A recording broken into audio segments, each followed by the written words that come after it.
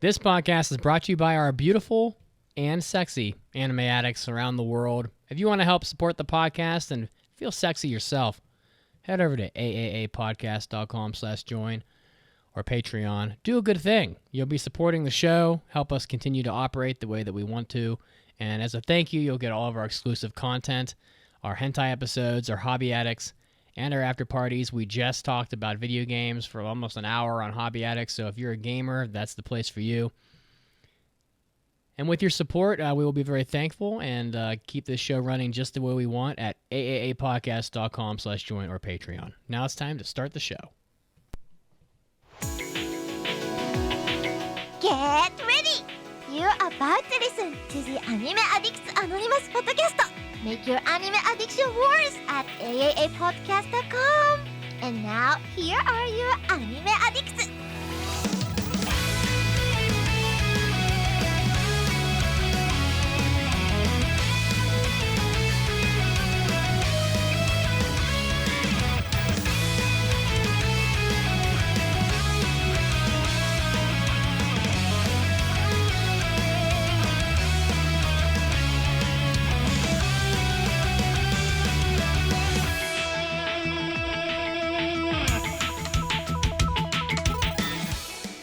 Welcome into the 730th episode of the Anime Addicts Anonymous podcast. If we did an episode every day, we would be 2 years deep. Exactly. 730 days. That's 2 years. And we are here to make your anime addiction worse, as always, because it's what we do. And I am your host, Mitsuki. I'm joined by everybody on the crew. We have Mason rocking his Pokemon workout shirt. How you doing? It's hot outside. It's way too hot outside to be inside with no AC, no fan, big old isolating headphones on. I'm dying out here. I'm dying. I'm sweating for you, listener. So hopefully you don't hear it, but you appreciate it. And I love you. Also probably baking in the sun and also listening to her neighbor's music. It's Caroline. Doing fine temperature-wise. I managed to cool down the room before the podcast started. But yes, due to the fact that my windows are partially open because there's an air conditioning unit in there, I get the honor of hearing my neighbors blasting rave music all afternoon. Yeah. Because Memorial Day weekend, baby! Oh, yeah, okay. So I just would like to ask them if they are listening for some reason. Please, shut up!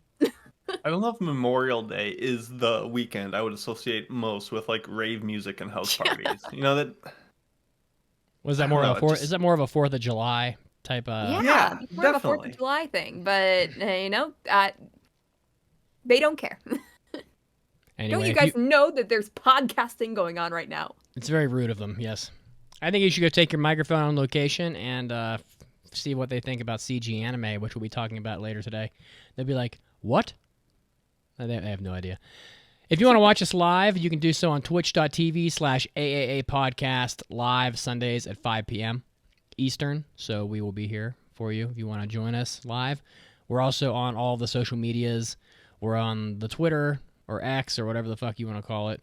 We're on TikTok. We're on the Facebook. We're on the Snapface, the InstaChat. We got it all. You're not on Snapchat. We're not on Snapchat. Oh, that's right. We're not on Snapchat. That's right. Just letting people know. And, of course, we are on Discord. AAADiscord.com is the URL. It'll take you straight to the Discord. We're still trying to grow the Discord, and that's pretty much where the vast majority of interaction between the hosts and the listeners occur. Very friendly on there, and there's a lot of activities going on, including I saw several bets about our review later that we're going to be doing, so that'll be fun. And, of course, Caroline just put out a new T-shirt on, really, it's not really a T-shirt, I guess. It was more of like a, kind of like what Mason's wearing, whatever the hell that kind of shirt Yeah, like is a called. tank top. Thank it's you. available in T-shirt form as well, I believe. And a sweatshirt, you know, if you sweatshirt want to. But what is said design? Well, Well- yes, please tell us. I believe I talked about it a little bit a while ago, but I want to do a virtual 5K. And what's a 5K without a T-shirt? the hell's a Usually they virtual give out those 5K? T-shirts for free, but we can't do that. So it's available for purchase now. I believe it's like $22, which isn't bad, and it's a really cute design. And you can wear it all year long. There's no date on it. It just says AAA Podcast 5K. There's a little cute person running down the street with bread in its mouth, and Truck-kun is coming after them. And on the back, it says, "Fight on!" So I think it's really cute. And I just ordered one for myself. And hopefully we get enough people getting them and involved in our 5K. We'll all be wearing them like a little crew. And people will come up to you saying, "Hey, where'd you get that shirt?" And you say, "AAA Podcast." And we get our bigger audience. And we also get fit. It's a win-win-win. Well, that's just fucking adorable.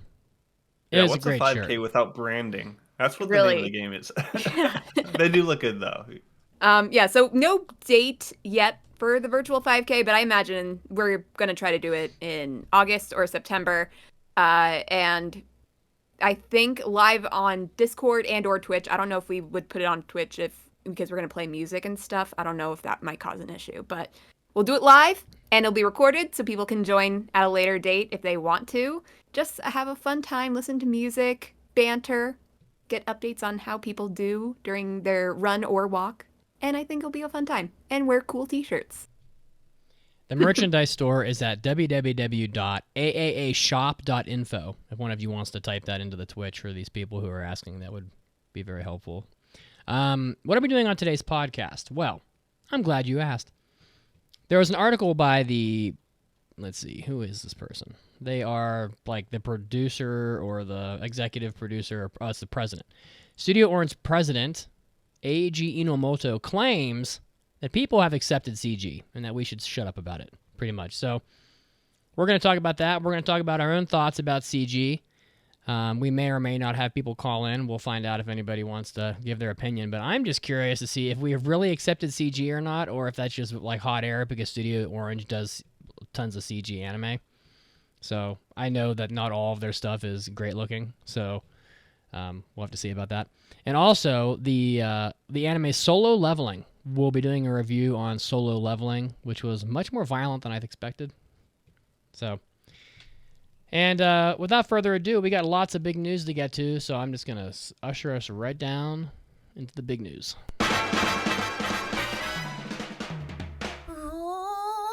大ニュースです。It's time for big news of the week. Well, I thought Mason would jump on this, but he did not, so I put it on here for you. It's because I put my news in before we got alerted to this, and I was just too Well, lazy to change it. Well, we can talk about it anyway. So, the giant production company, and everybody knows who Toho is. I mean, they're basically like a TV production company. Well, they bought Science Saru, which was the company that was founded by whatever that your boy Masaki Yuasa, who apparently Goat.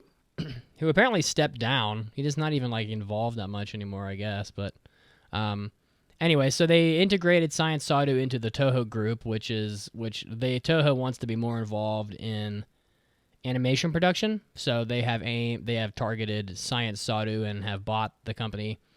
And I think it's because Science Saru has been doing quite well. So last year they posted a profit of $22 million, which is a lot of studios lose money. So I mean, making a profit is pretty big. So they were like, well, we want to grow by acquisition. We're going to acquire this company, and we might as well pick one that makes money. So Science Saru, founded in 2013 by Masaki Yuasa, and so let's see. They did Ping Pong, which we know Mason loves, Devilman Crybaby, Space Dandy, Ride Your Wave.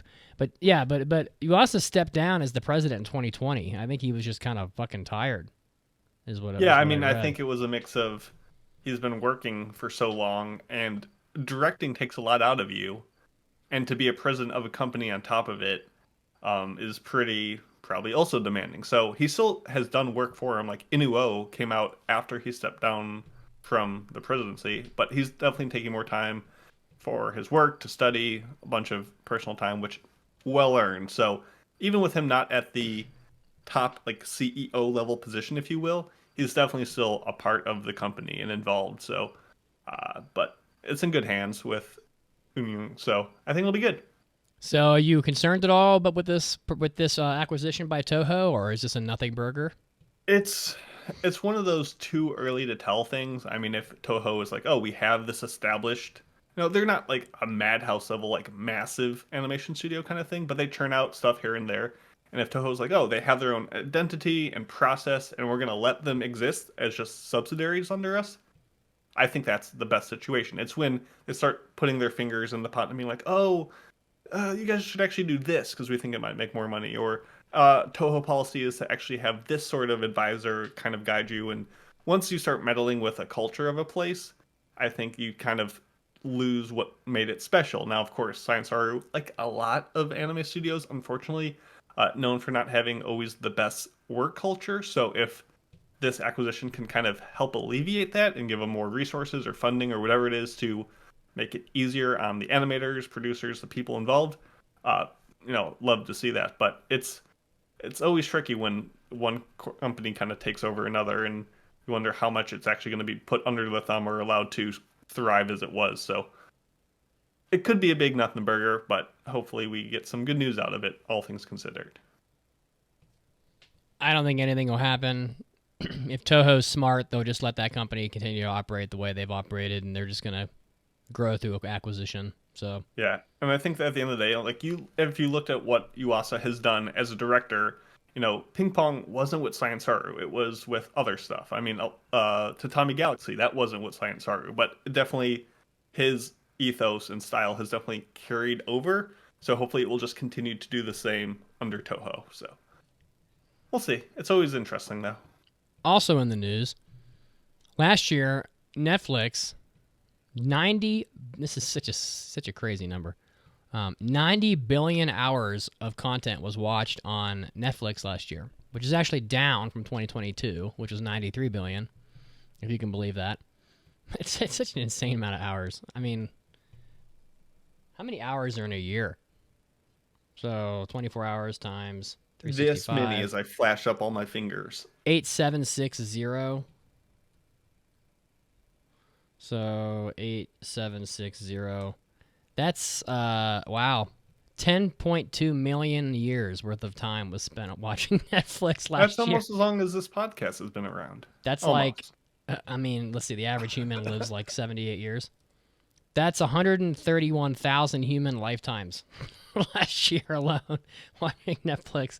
And they say anime took a pretty big chunk of this, which continues to demonstrate why Netflix invests in anime seemingly continuously at this point. There's a shitload of stuff on Netflix. I mean, I'm not sure, but it may be that Netflix is the second best place to watch anime right now after Crunchyroll. I have a feeling that they have more anime on there than High Dive. They may have more anime than High Dive does. I'm not 100% sure, but I'd be interested to know. Anyway, I have a list here of the top 10 most viewed anime on Netflix last year and the second half of last year. So I think... oh, and by the way, oh my god, never mind. I made a fatal error in my math. The 90 billion hours was just the second half of last year. So now we got to take the 131,000 lifetimes and double it. So it's 250,000 lifetimes. Some of these anime on this top 10 list are uncommon. So Demon Slayer does appear 3 times as number 8, number 3, and number 4. So with the original, the Unwavering Resolve arc being number 8, the Entertainment District arc being number 3, and Mugen Train arc being number 4. And then you have some of your other obvious ones on here, like Scott Pilgrim was number 10. Record of Ragnarok was number 5. But there are some other ones on here that are pretty uncommon. Also, Jujutsu Kaisen was on here, so that's pretty obvious. But that was number 6 on the list. That's not a particularly high number. Crazy. So the top 2, and it's not even close, actually, especially the top one, not close. Yeah, this I don't understand. Number 2, I don't get it. Number 2 was My Happy Marriage with 13.2 million views on Netflix. We covered that, and I don't think any of us liked it. No. Although here's the thing. So as I think a lot of the reasoning why some of these things are on this list and in this order is if they're exclusives or not. Like My Happy Marriage was exclusive to Netflix, but Demon Slayer is on Netflix. It's on Crunchyroll. That was my So- thought with Jujutsu Kaisen. And Like season Jujutsu 2, it's Kaisen as not well. just on Netflix. But tell me why. Tell me why Baki is Ain't number one. Nothing but a... I have never heard anybody talk about Baki. I'm tempted and by I know Baki it's again. probably a Netflix exclusive, hence the reason why it's higher up. But how is it that It's I've big. heard nobody talk about Baki and it's number one? It's just it's Insane. big. It's big though. I mean, I think there are anime out there. This is a theory of mine, but like on the Discord, for example, I feel like there are anime out there that everybody is. Well, a lot of people are watching, but no one bothers to talk about it. Like, let's be honest. You know, everybody's gonna watch Jujutsu Kaisen, but if you go on our Discord, no one talks about that either. So I don't know. I mean, Demon Slayer. Everyone's watching that. No one talks about it. I think there are certain anime that are just a given. Like, they're not interesting to discuss because they're so just synonymous with anime itself at this particular point in time. I don't know. Baki, I've heard... Baki up with Demon Slayer and Jujutsu Kaisen. Well, I am... No, Lady Emery says Raggedy talks Baki. Yeah, I mean, maybe. I mean... Baki the Grappler is a big title. I mean, it's been out. It's got a lot of content. It's been released and like during different eras of anime, I would say. And I was surprised by this too, because the last time I watched Baki, it was so dumb that I turned it off within 5 minutes. But I'm also somehow tempted now to just go put it back on because the thought of watching just overly jacked dudes just tear each other apart with martial arts is somehow tempting at this juncture. So I may go poke that hornet's nest again. But yeah, 14 million views of Baki Hanma Season 2. And Baki Season 1 is on here too. It's number 9. So when you combine the two. But when you combine Baki Season 1 and 2 and all the Demon Slayer shit, Demon Slayer still is the number 1 on the list here. Because combined, they've got 23.7 million views versus 20 million views for Baki. So, slightly more. And I think there's also something else to be gleaned from this list, which is, Baki is number 1. We talked about that, but Kengan Ashura, which is essentially, and I'm painting with broad strokes here, very similar in tone of big beefy boys fighting to Baki, is only 7th, so it's pretty further down. And I'm wondering if that is in part, and we'll talk about this later, to it being predominantly a CG anime. Like, I wonder if folks are just not watching it in the same regards, even though it also is, a Netflix exclusive, and also similar in tone to Baki, just because of the CG. I think that the Baki anime has so many views because the title is so fucking dope. Hanma Baki, Son of Ogre. That's what comes up on my anime list for Baki, for Hanma Baki. And I mean, how can you not watch something called Son of Ogre? I mean, I think that's how it would come up on Netflix, though. Well, Isn't it Baki the Grappler? That's a really old Baki. So Huh. I'm not well versed in Baki, but if you type Baki the Grappler, I mean Grappler Baki came out in 2001, so that's like a million years ago at this point. And then the season 2 of 23 to be Baki, exact. yeah, fair enough. It feels like a million years. But the Baki second season came out last year, so that's why I had so many people watching it. But yeah, I'm very tempted. I mean, it's got an 8. TMS Entertainment did it, so it's probably... I don't know. I'm rather impressed with TMS Entertainment a little bit lately. They've done some good stuff. So I don't know shit about this, but it's somehow tempting. So what confuses me is My Happy Marriage, because the anime sucks. So I don't know why. I think it the memo. is generic enough to get the attention of people who aren't anime fans and who don't have as strong opinions as we do. You thought My Happy Marriage was generic? Wasn't that kind of wildly fucking out of left field? I mean, it's hard to describe. It was really fun to make fun of. It was not good. And yet I think people who don't really have as strong of opinions as we do would enjoy it. I think that blue dress probably cost at least a few Netflix subscribers. Not the blue dress again. Yeah, honestly. Yeah. The blue If only dress. she was wearing a AAA podcast merchandise tank top. Yeah, she didn't go to AAAshop.info and buy the newest merch. She definitely was just like, My great grandma wore this on the prairie days when we were driving oxen It's to not the even west. that bad. That's Jesus. literally what it was. It's a blue dress. This is my great grandma's. It's not that crazy. This is my great grandma's nightie from when the oxen were mooing out in the fields. Do oxen moo? I don't know. Probably they're But Mitch, bovine. Would you prefer the My Happy Marriage blue dress over the Apothecary Diaries Barney color? Oh combo? no, the blue dress is much worse. It's not close. Yeah. So Like, can you pull up a picture again for the Twitch just to remind people of how generic this blue dress is that you are hating on? It is just a blue dress. He doesn't want to submit the viewers to such hideous lengths. I'll see if I can find an image while you're talking about your news. Sure, Caroline. Now we talked about Demon Slayer just so briefly, but there is more Demon Slayer news. They will be getting a U.S. concert tour. I mean, tour is kind of in quotes because it's really just 2 locations. I don't know if that qualifies a tour.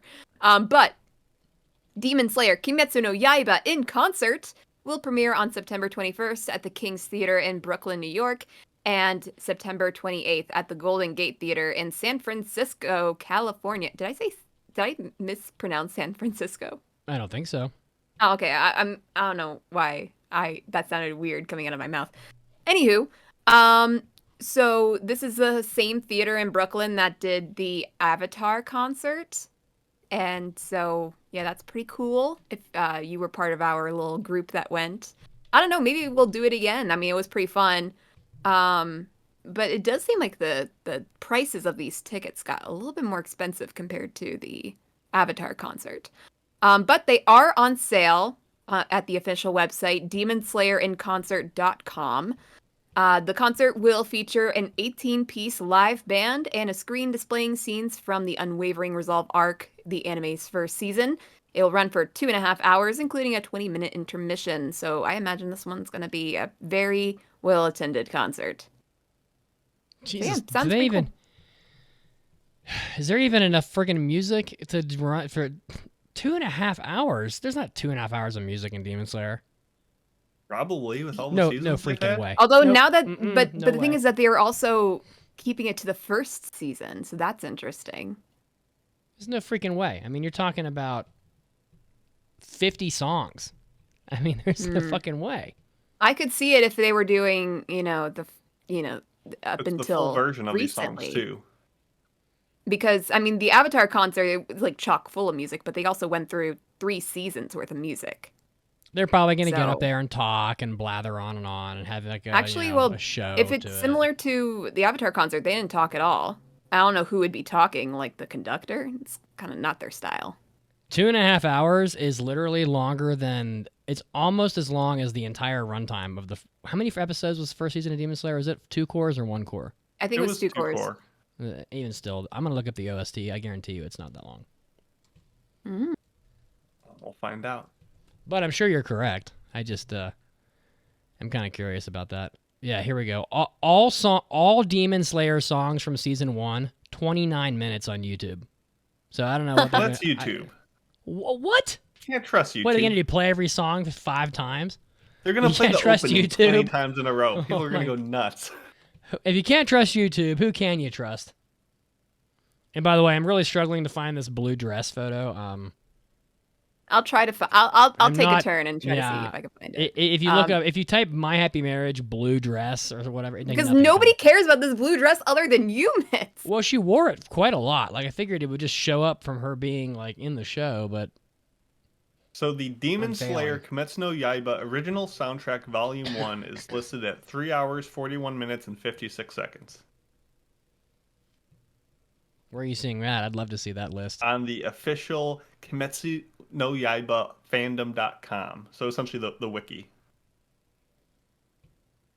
Now, Well, of course, I I'm guess sure that some one's of gonna- those are repeated or different variants of the same thing. Yeah, they're in like 5 languages. Yeah, well, you know what? We're gonna have to take this offline. Yeah. We'll review the tapes.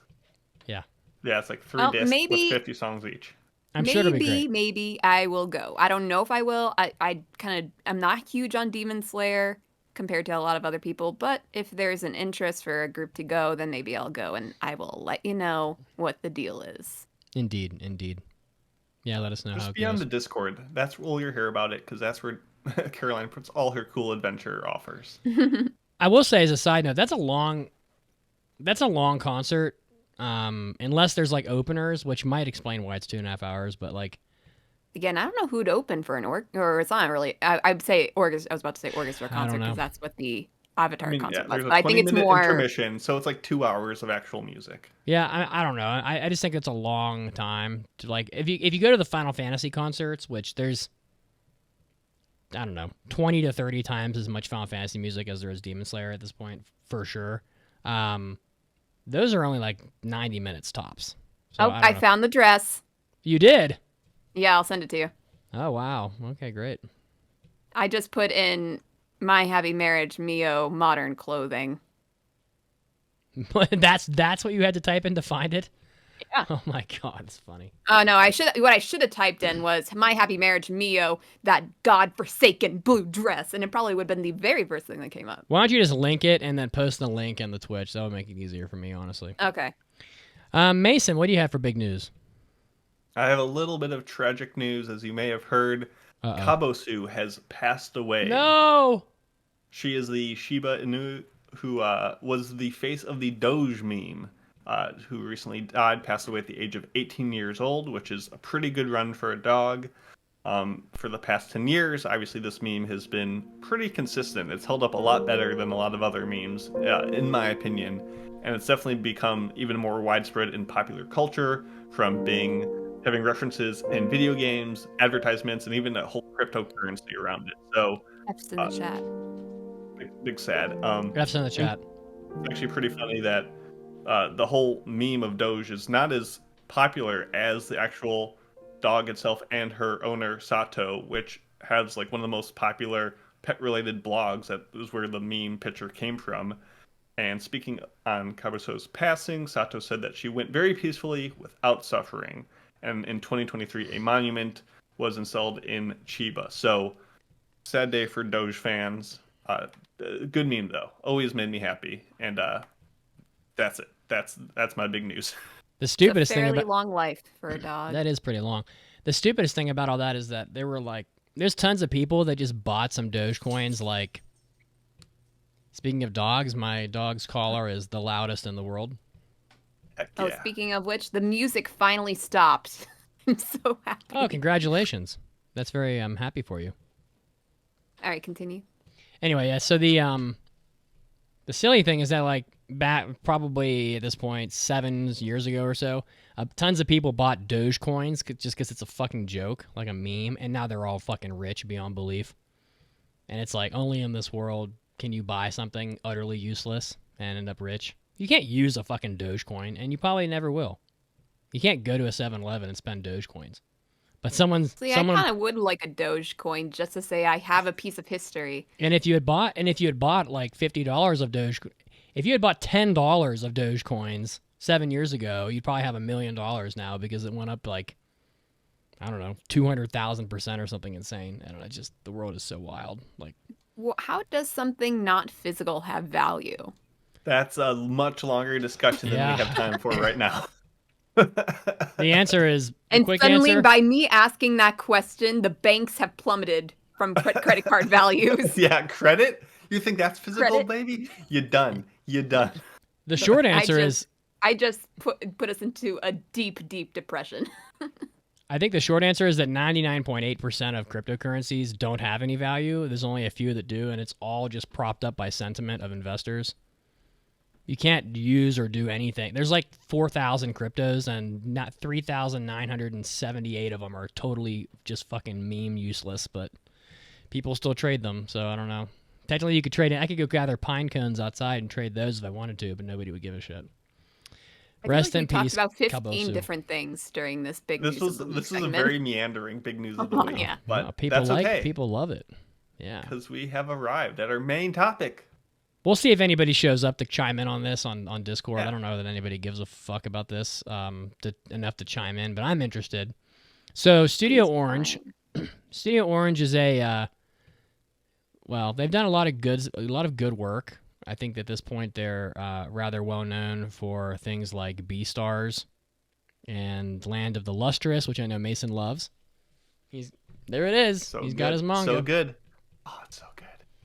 So, I mean, this is clearly one of the premier anime studios doing CG work, but I would say they're not always a hit as far as what they put out. Like, I didn't think the Trigun anime looked particularly good, so that'll, your mileage will vary, but anyway, so if you click on the link and look at the story, it's rather long, so I don't expect anybody to, like, actively read this on the spot, but basically the director, or the studio president, Eiji Inomoto, has made comments such as, when they created Trigun Stampede, they anticipated that there would be a lot of negative reactions because it's CG, and in fact, there were people that bitched about it early on, but by the time Trigun Stampede ended, he claims that basically nobody was complaining anymore and had essentially accepted the fact that CG was becoming adopted by people, as the course of the show ran on.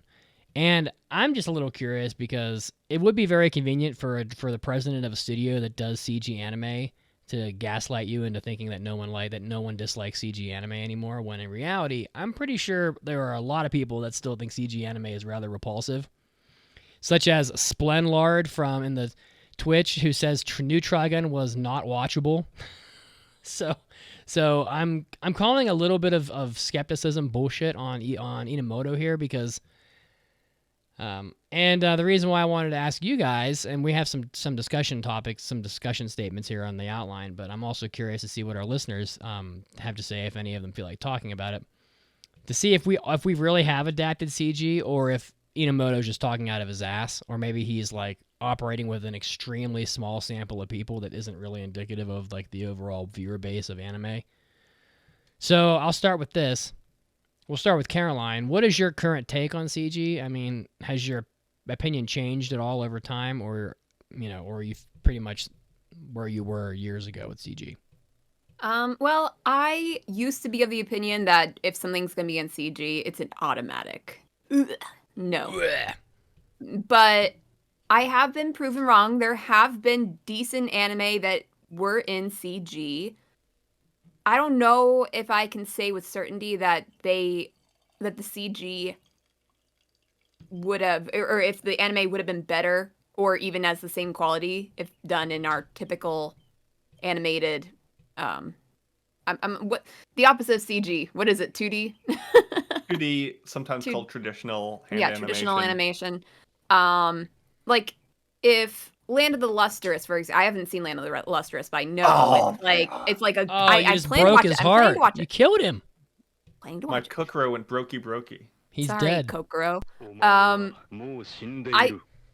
don't know if it would have the same popularity if it was in the traditional animation, or if the CG actually helped in this circumstance.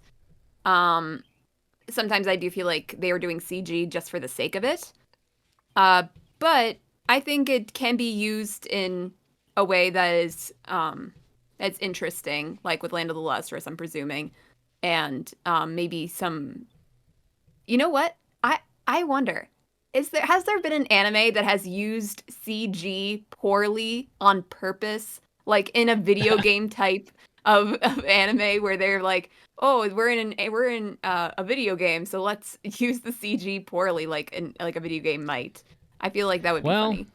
It would be funny as like a, what is a parody, I guess. Yeah. But I don't know. I mean, most people are trying to make money, but I've definitely seen some like Initial D spoofs where the cars look like shit. Initial D looked really bad in the first season. And so if you watch like School Rumble, there's some like CG of the car, zipping around turns on the road, and it looks bad. But I don't know if that was intended as a parody, or I know that anime is a parody, but I don't know if the CG was intended as a parody.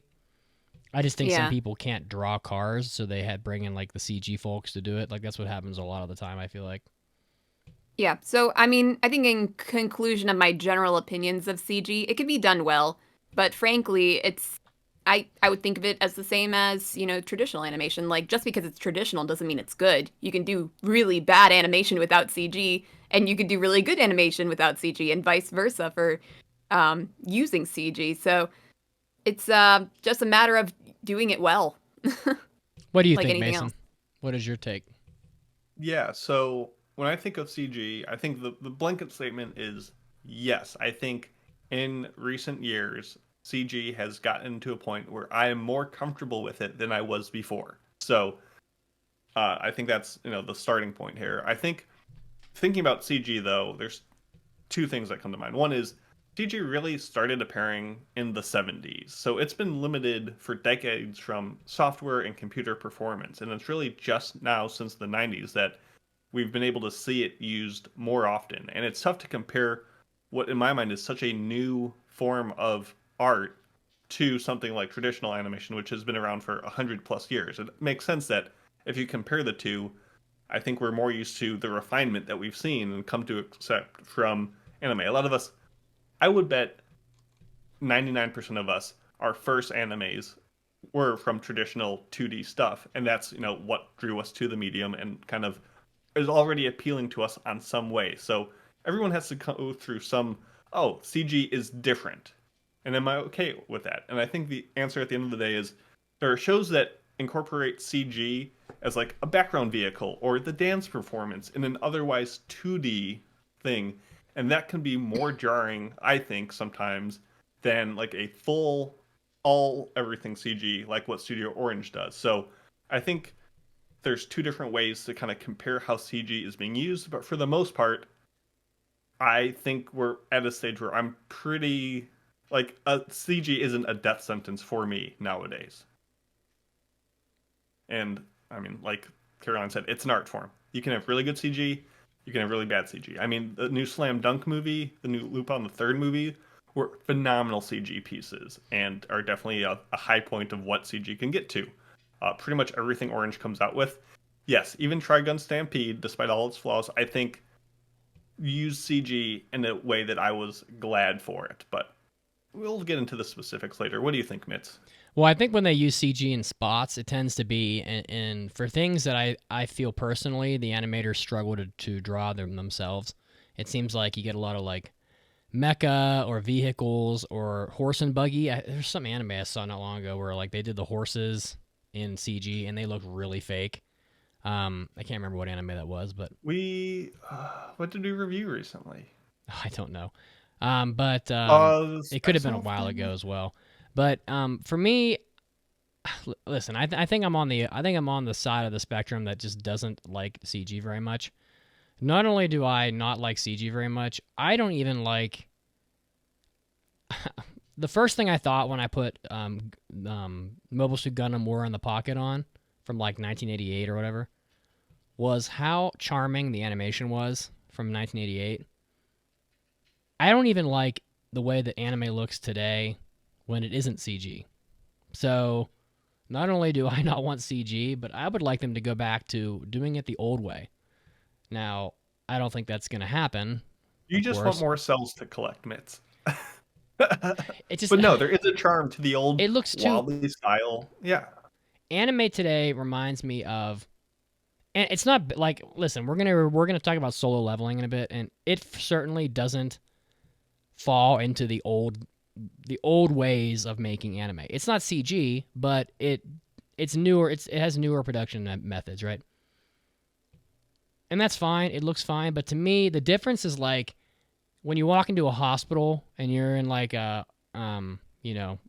ward where patients wait before they have surgery. It's very like clean and sterile and perfect, and everything smells like disinfectant. And it's like, to me, that's how new anime looks. It's too fucking perfect.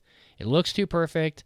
It doesn't have any like breaks in the line art, and it doesn't vibrate at all. It just looks like it's done artificially on a computer. When I look at War in the Pocket, I think, oh, this looks like a human took a fucking paintbrush and created this shit by hand. And to me, that's the charm of anime. Now, when you apply CG, you're taking it even a step further, and now it's even a step further removed from looking like a human created it. So I don't really particularly like CG. can I watch it?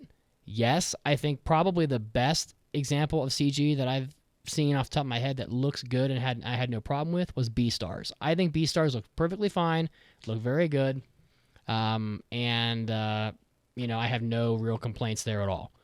But of course, there are, for every Beastars, there's 2 or 3 that look unfortunate. Like I think of like the X-Arm.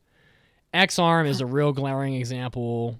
Berserk, the new one, not good. Even like Knights of Sidonia, not particularly perfect.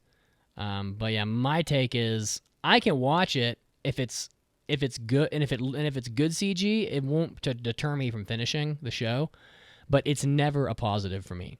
It's always going to be a negative that the anime succeeds in spite of CG, and not succeeded because it's in CG. So that's kind of my take on it.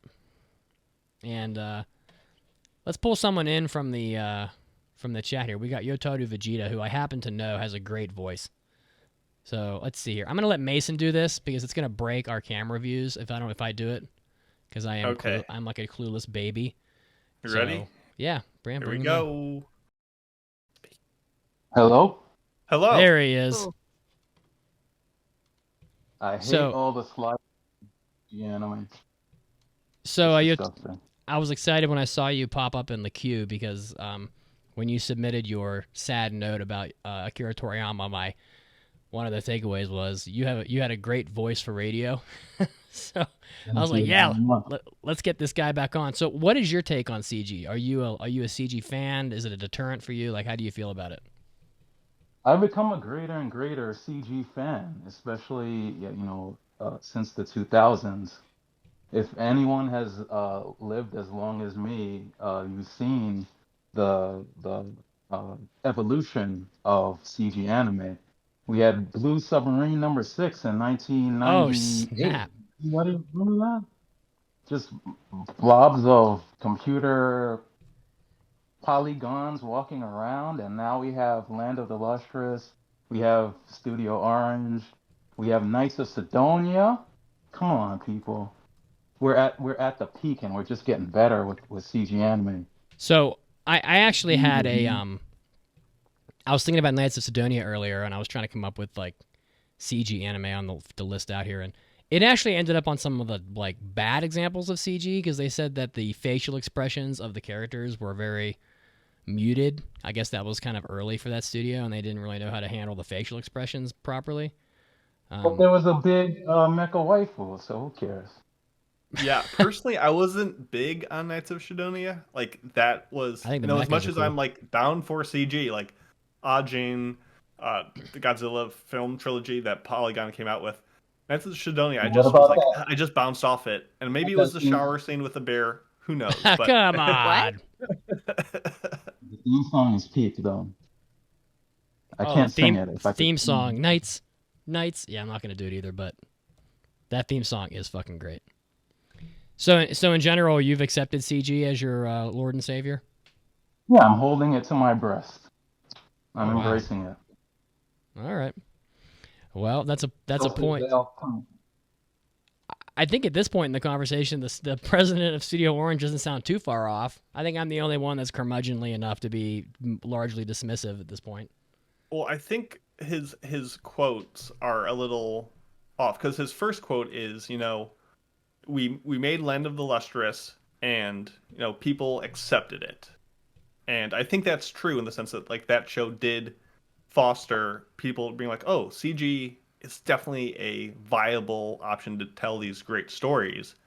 But it also gives the impression like all of anime fandom has accepted it, which I think he even acknowledges later when he's like, hey, our next goal is to make another CG work that even more people accept. So I think he understands that this isn't a universal acceptance of CG, but his company, and I would agree with, are trying to help turn the tides and make it more viable, which means we'll get more of it, which means it should get better. We'll still get bad stuff. Don't get me wrong. You're never going to weed out all the bad anime out there, but I think he's right in a way. All right. Well, anything else you want to add, Yotaru Vegeta? Peace, my peeps, and Elves are better than elves. Thank you. Thanks. What's your favorite CG anime? Oh yeah, why not? Let's hear it. Ooh. Put him on the Beastars. I'm gonna. Beastars? Beastars. Anything is good. Beastars slaps. I love it. All right. Good Well, answer. You pass. well, thanks for being with our podcast for a long time. You might be our oldest listener at this point, so we definitely love you. All right. Mason, you wanna want to do bring a in swap? next? I think I think Frigimon was Friggy next. was next. Yeah. We got Friggy. Prepare yourself. I'm He's preparing. gonna come in hot. I know him. He's here. There he he's is. Friggy. oh my goodness. Excuse me, oldest listener, Yotaru Oh. Vegeta. Oh, it could be. Do I not okay, count okay. anymore? Does that mean Oh, I'm no. considered a semi-host? Well, you're Canadian. You don't count. Oh no. Yeah, your revolutions around the I Earth can't are keep. smaller. Listen, I can't keep track of this shit. It's been too many years at this point. Mitts, after all we've shared Oh for the decade, no. you've only known me for the last. Actually, no. Well, in 3 years it'll be a decade since you've first met me. 2 years. It's Yeah, okay. guess This This is not math part is of the already a conversation. slippery slope. You can't trust him with his age. I- thing. CG, trash or amazing? Hold Tell on. us. I had point of clarification. When we talking about CG, are we talking specifically about things that look 3D CG, or are we talking about the fact that everything is basically made with a computer today? I think it's the. or are I we- think it's the We're 3D talking CG. 3D. Okay. Smash so, or pass. It's like it's a spectrum in a funny way when we talk about CG in this particular regards.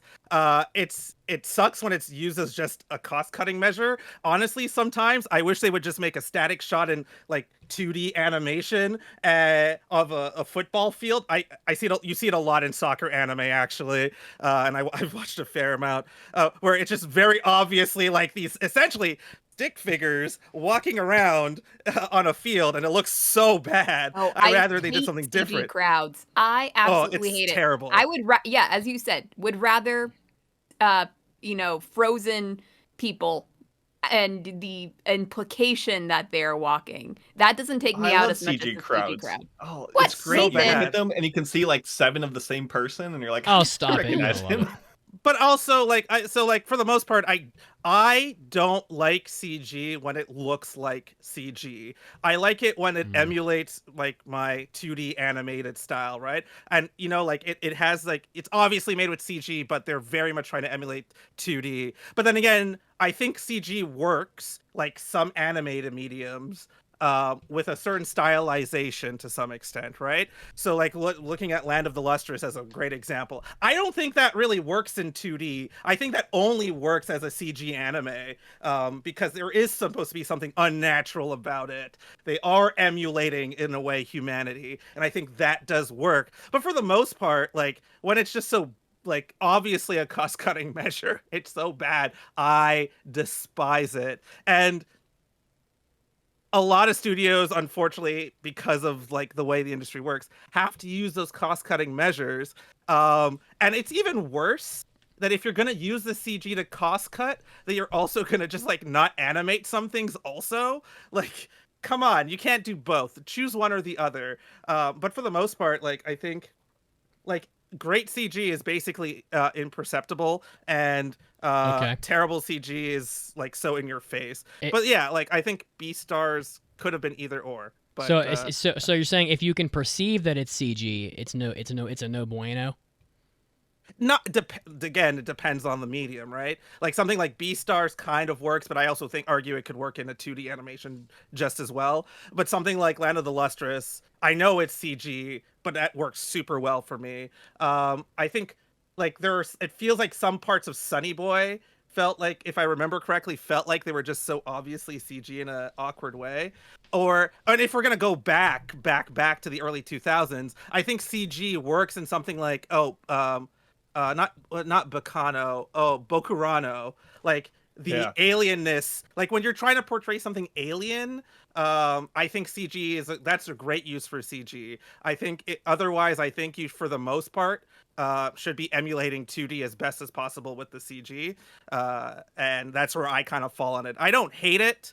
I like when it enhances, and I despise it when it detracts. essentially, which Well, I think feels like you a bring up, milquetoast answer, but like, yeah. 2 points, because like there's the incorporation of it as like a background piece. Like if you look at something like Heavenly Delusion, that has CG artifacts throughout all these backgrounds, but they are so fluidly, blended in that you don't notice it, which makes it really well done CG.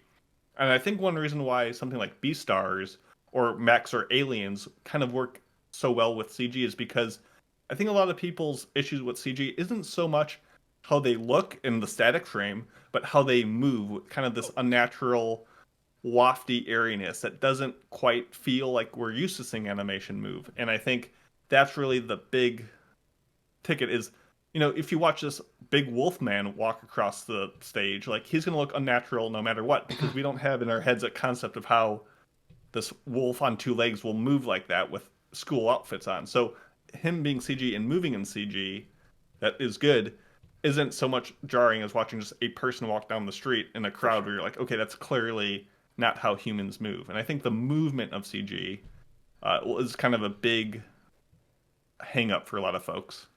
I know it's like the uncanny valley, and I would argue that I think most people's issue with CG more often than not, and I'm gonna just like, overexert my influence here, but I feel like most people's issue with CG comes from the how well it's done or how cheaply it's done, right? Like you can go back to like 2004, I think, is when Ghost in the Shell standalone complex was made, or 2002, like the TV show, and that uses a ton of CG and that works, but like and it looks good, and that's 2002. And then you see things that come out like probably even like 2 seasons ago, or even last season, or even this season, and it looks significantly worse than like Ghost in the Shell, and that's like a 20+ year anime at this point.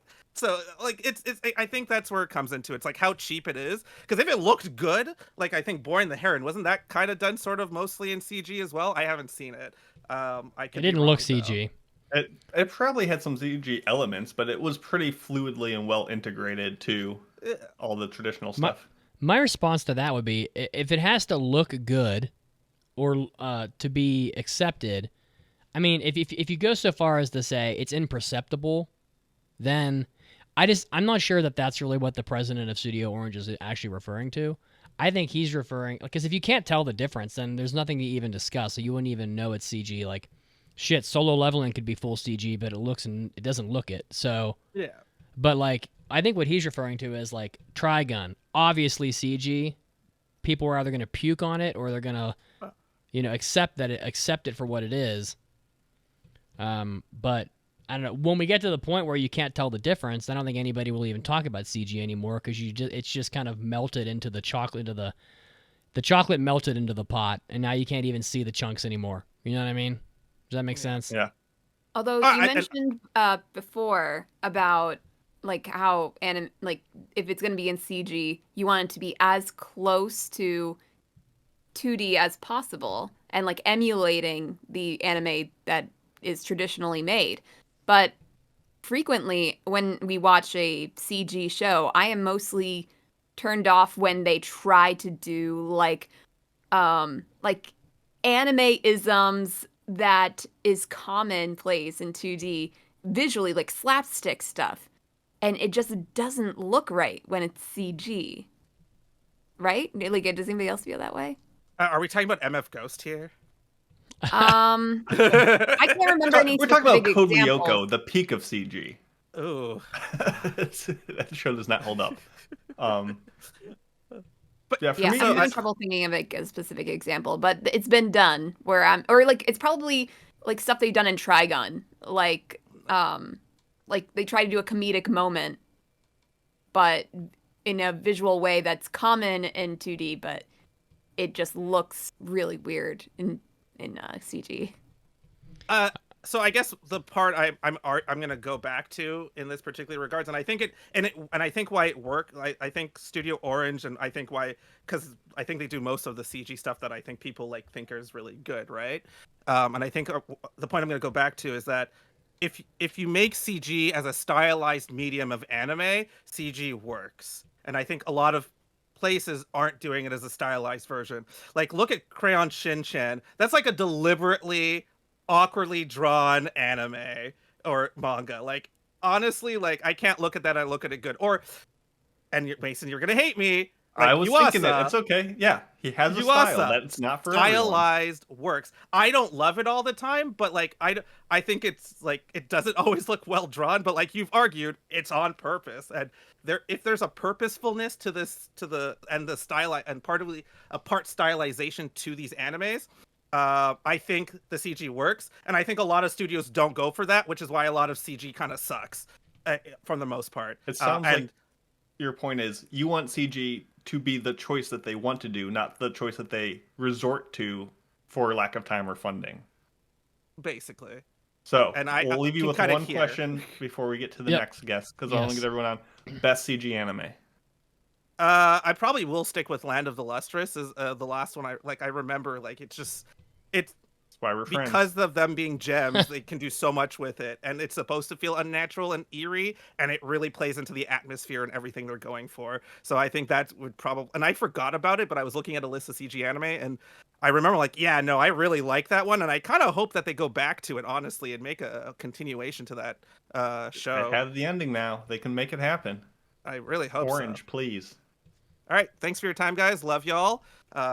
Stay frosty, and I'll see you all soon in the flip side, future something. I don't know. I don't have an outro. Frigitastic. Toodaloo. Thank you, my guy. Seth. What's your take on okay. CG? Let's hear it. I would say CG is a tool. I don't think that it should be in its own category. Utilized correctly, it's going to actually add more value. And something I've noticed no one mentioned was that UFO Table uses CG in almost all of their shows, and it's considered one of the best animated. So if it's used properly as a tool, it's going to help. But I don't think it should be in its own category for even stylized shows like Friggy was saying. Ooh, that's a hot take.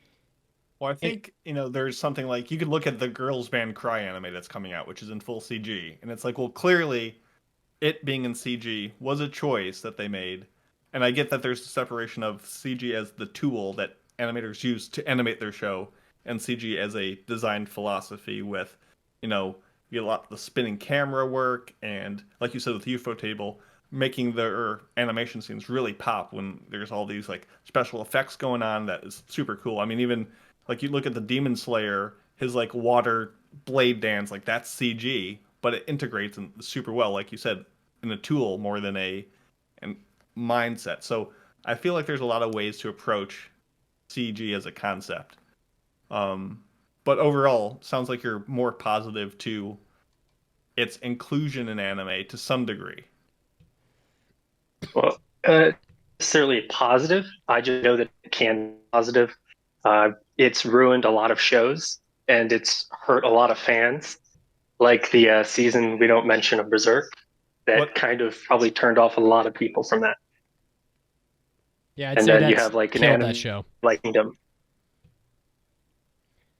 Well, I mean, my Yeah, take.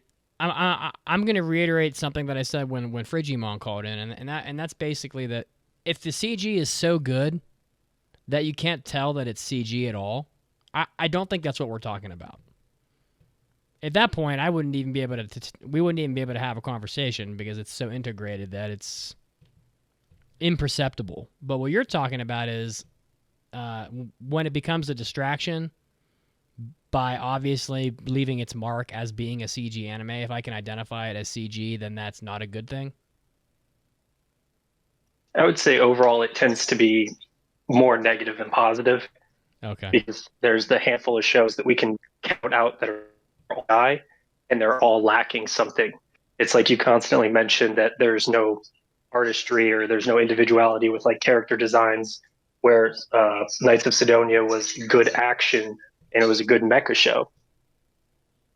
Ocean's characters kind of lacked because they had no originality and they were so similar, whereas some things like Beastars could be a little off-putting because of the way that the animals looked, that it was almost too realistic. So I see it as tends to be more negative, but it's still artistic in their own ways. Just like if you look at Kingdom, where you guys have brought up that you're not big fans of that animation yeah. because of the CGI. But in the third season, they went to basically all 2D, and it basically bumped all the scores up, and most fans would agree. So I think it tends to be more negative than positive, although it's not going away, just like the whole AI argument where that's eventually going to come to play. What is your favorite CG? What do you think is the best representation of CG in anime? If we're talking just purely CG, I would say God Eater. It's just Ooh.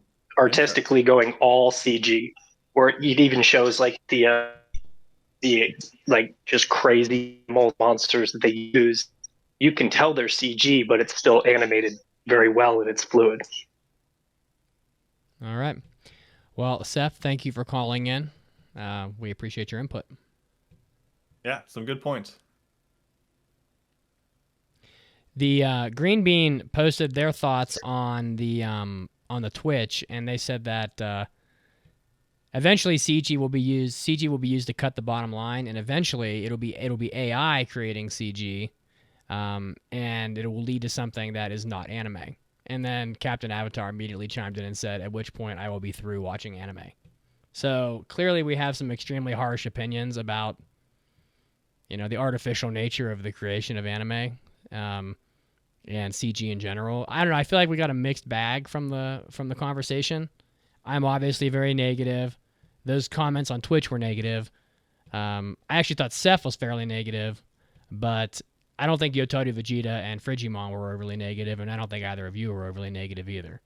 Do you guys have any? A certain amount of hope that it can be further developed and people can get better at utilizing CG in anime to the point where it's a very valid, or has a higher degree of successfulness in the industry. But that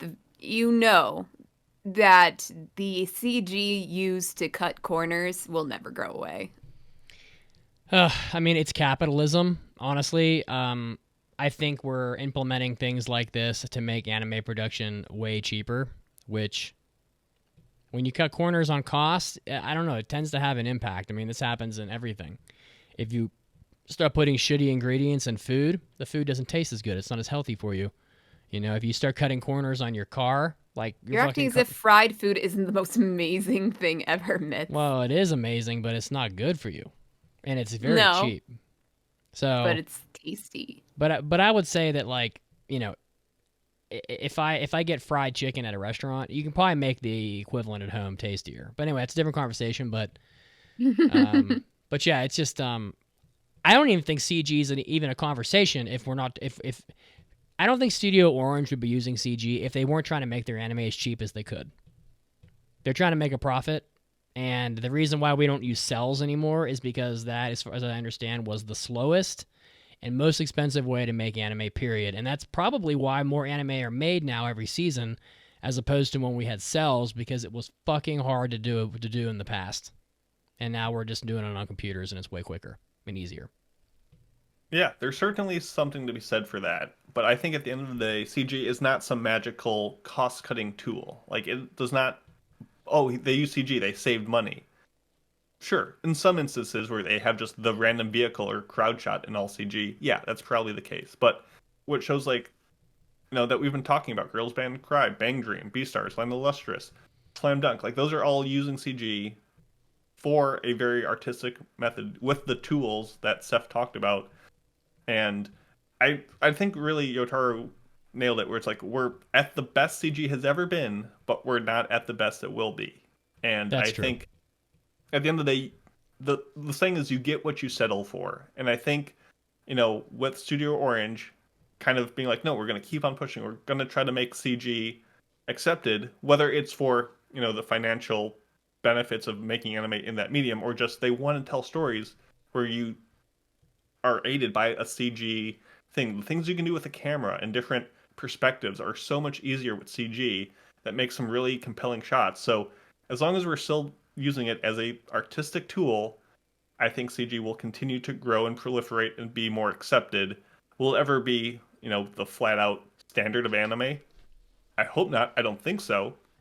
but we'll see it more incorporated even in non-full CG shows to help make the product better. So I think CG is on the up and up, even if it's not to everyone's taste buds now. And I get, if someone's like, I don't like CG, I don't watch it, that's fine. That's perfectly fine. And I, would be like, oh, you should try it out because trying new things is awesome, but it's not for everyone, and that's okay.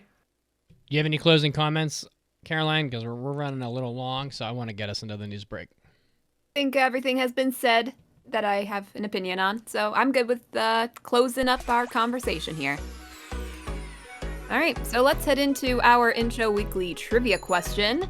How much does the White Tiger Guild pay Jinwoo for each C-rank gate in solo leveling? We'll give you the answer after the news break. Thank you all who called in, by the way. You're the MVPs. Thank you.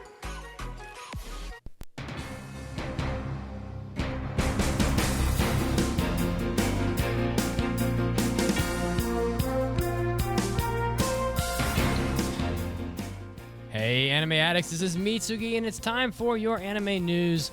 Getting us started off with some Miyazaki news. It looks like the son of Miyazaki, Goro Miyazaki, is predicting that the next Miyazaki film, which he is working on, will be an action-packed adventure movie, but he doesn't think it's going to be Nausicaa's sequel. So it looks like they have been talking about Nausicaa of the Valley of the Wind having a sequel film, which I really hope not, for a long time now, but it looks like that's actually probably not going to happen. This all revealed through light boxes that Miyazaki has been creating for his past and movies, and after suggesting that he make one for a future film, this was how the information was revealed about the upcoming movie. So we will have to see what that means, if that's true, as the story unfolds into the future. Next up, the manga Hikaru ga Shinda Natsu, otherwise in English, the summer where Natsu's dying or is dead, is getting an anime adaptation. So it looks like this was announced via the Twitter account for Mokumo Kuren, who I suppose is the author of this property. Kadokawa began releasing the light novel adaptation by Mio Nakuga in December 2023, so there have been some adaptations already, but perhaps not in anime format. So it looks like this is about a group of friends that have been together for most of their lives, and their friendship seems picturesque at first glance, but Yoshiki has noticed a shift in Hikaru's demeanor ever since one fateful summer. So we'll have to look out. The art style is pretty interesting when this anime does come out. Next up, manga fans, the Eden's Zero manga is ending in 5 chapters. I'm not sure if anybody really cared. The anime was terrible. JC staff produced 2 anime seasons in the spring of 2021 and 2023. Each got 25 episodes, and not to my liking generally, but the mangaka is a big deal, so Hiro Mashima's Eden Zero will be concluding in just 5 chapters. Lastly in the news, and some of you may have known already, but Fairy Tail is coming back for a big return this summer with the Fairy Tail 100 Years Quest anime that's going to be coming out. Well, we now have a release date. It looks like the release date is Sunday, July 7th. So it also confirmed is the series' first main visual, which you can see online if you want to look it up. It looks pretty cool. Got some big looking water dragon maybe in the picture with the whole crew from Fairy Tail. So if you are a big fan of Fairy Tail, it's coming back. So you'll have plenty of Natsu, Lucy, Urza, Gray, etc. to look forward to this summer. This was Mitsuki, and this was your anime news break. And now time to get back to the podcast.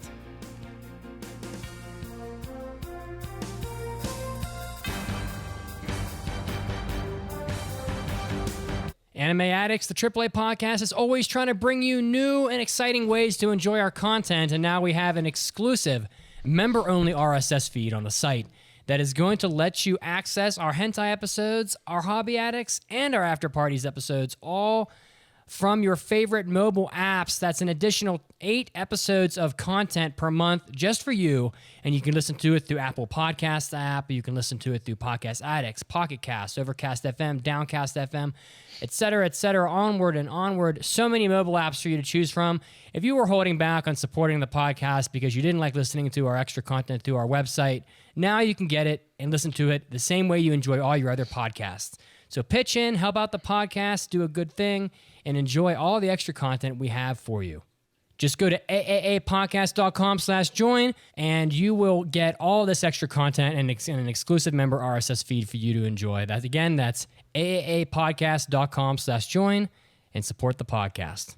Hi, my name is Sonny Strait, voice of Krillin from Dragon Ball Z, and I'm an anime addict. Kamehameha, bitches!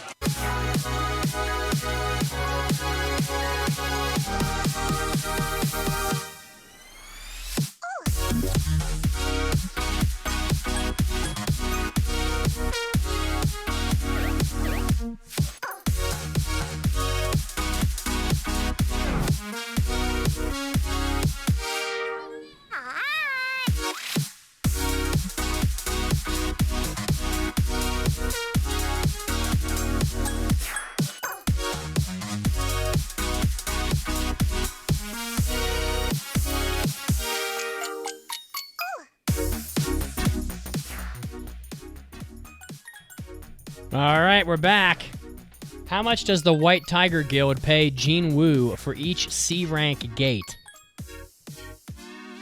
The answer is 200 million. I can't remember what the currency is in that, but 200 million. Like won? Well, that is the Korean currency. So Money that would make units. sense. Yeah, 200 million, whatever. Cheez-Its. 200 million Cheez-Its.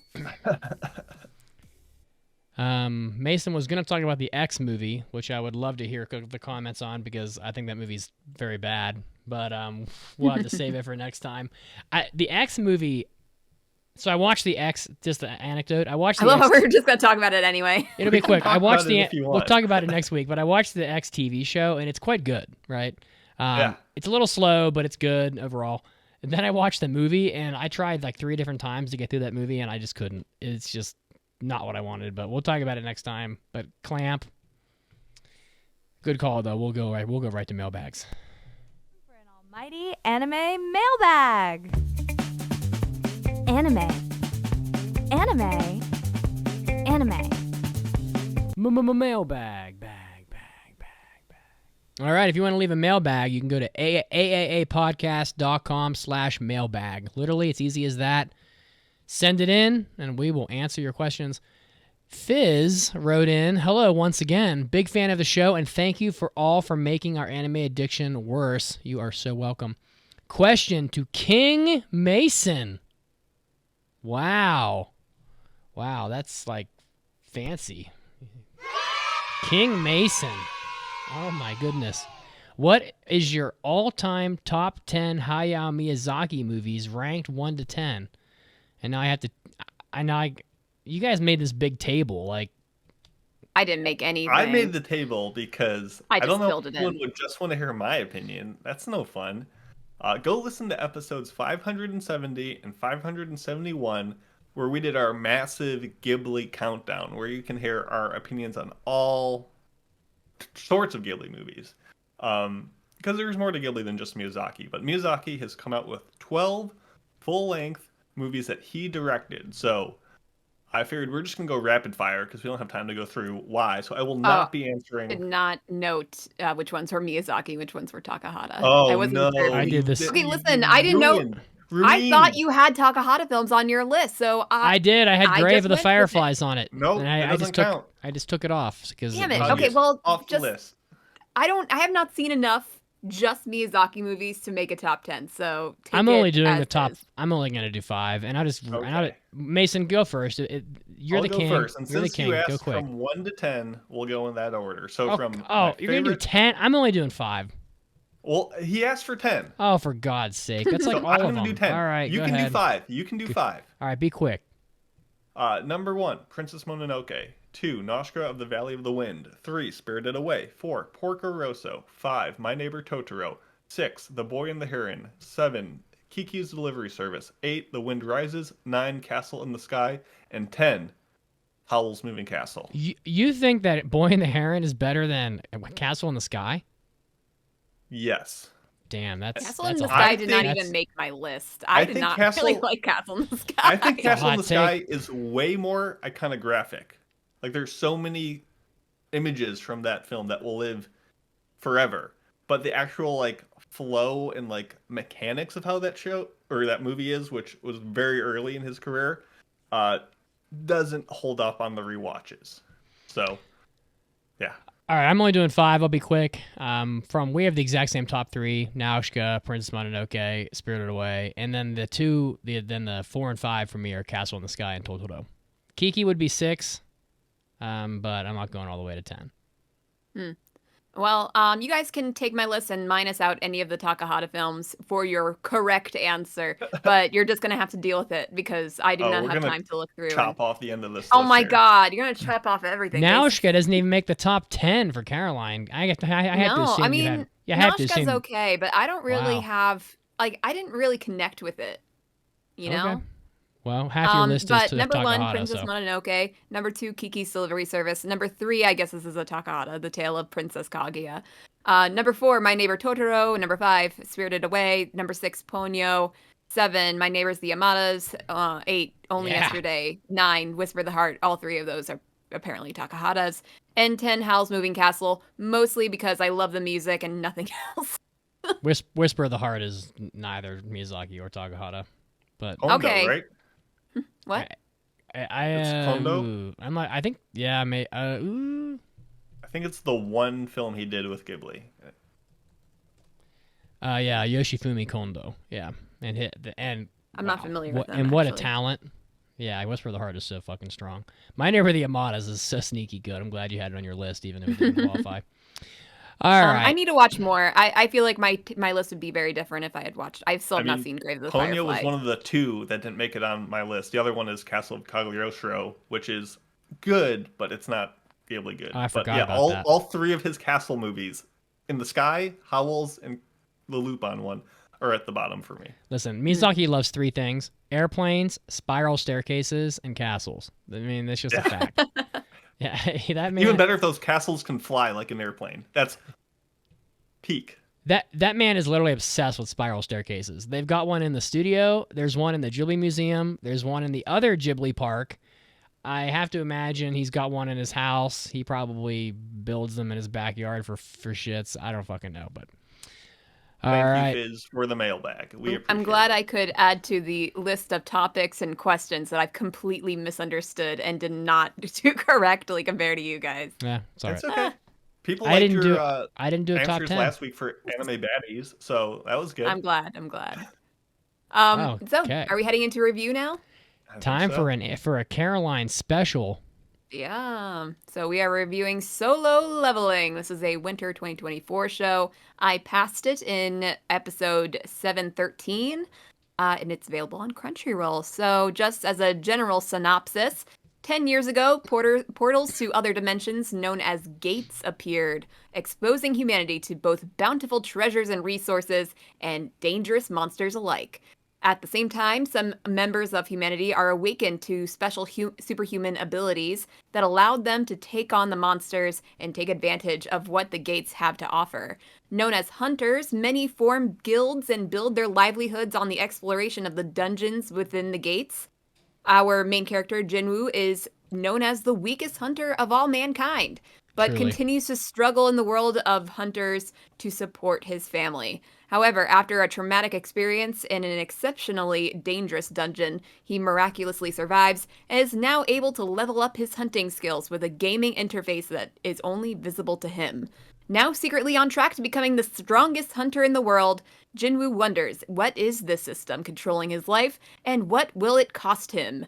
So it's being done by A1 Pictures, directed by Shunsuke Nakashige, and it's based on a manhwa, or a Korean webcomic.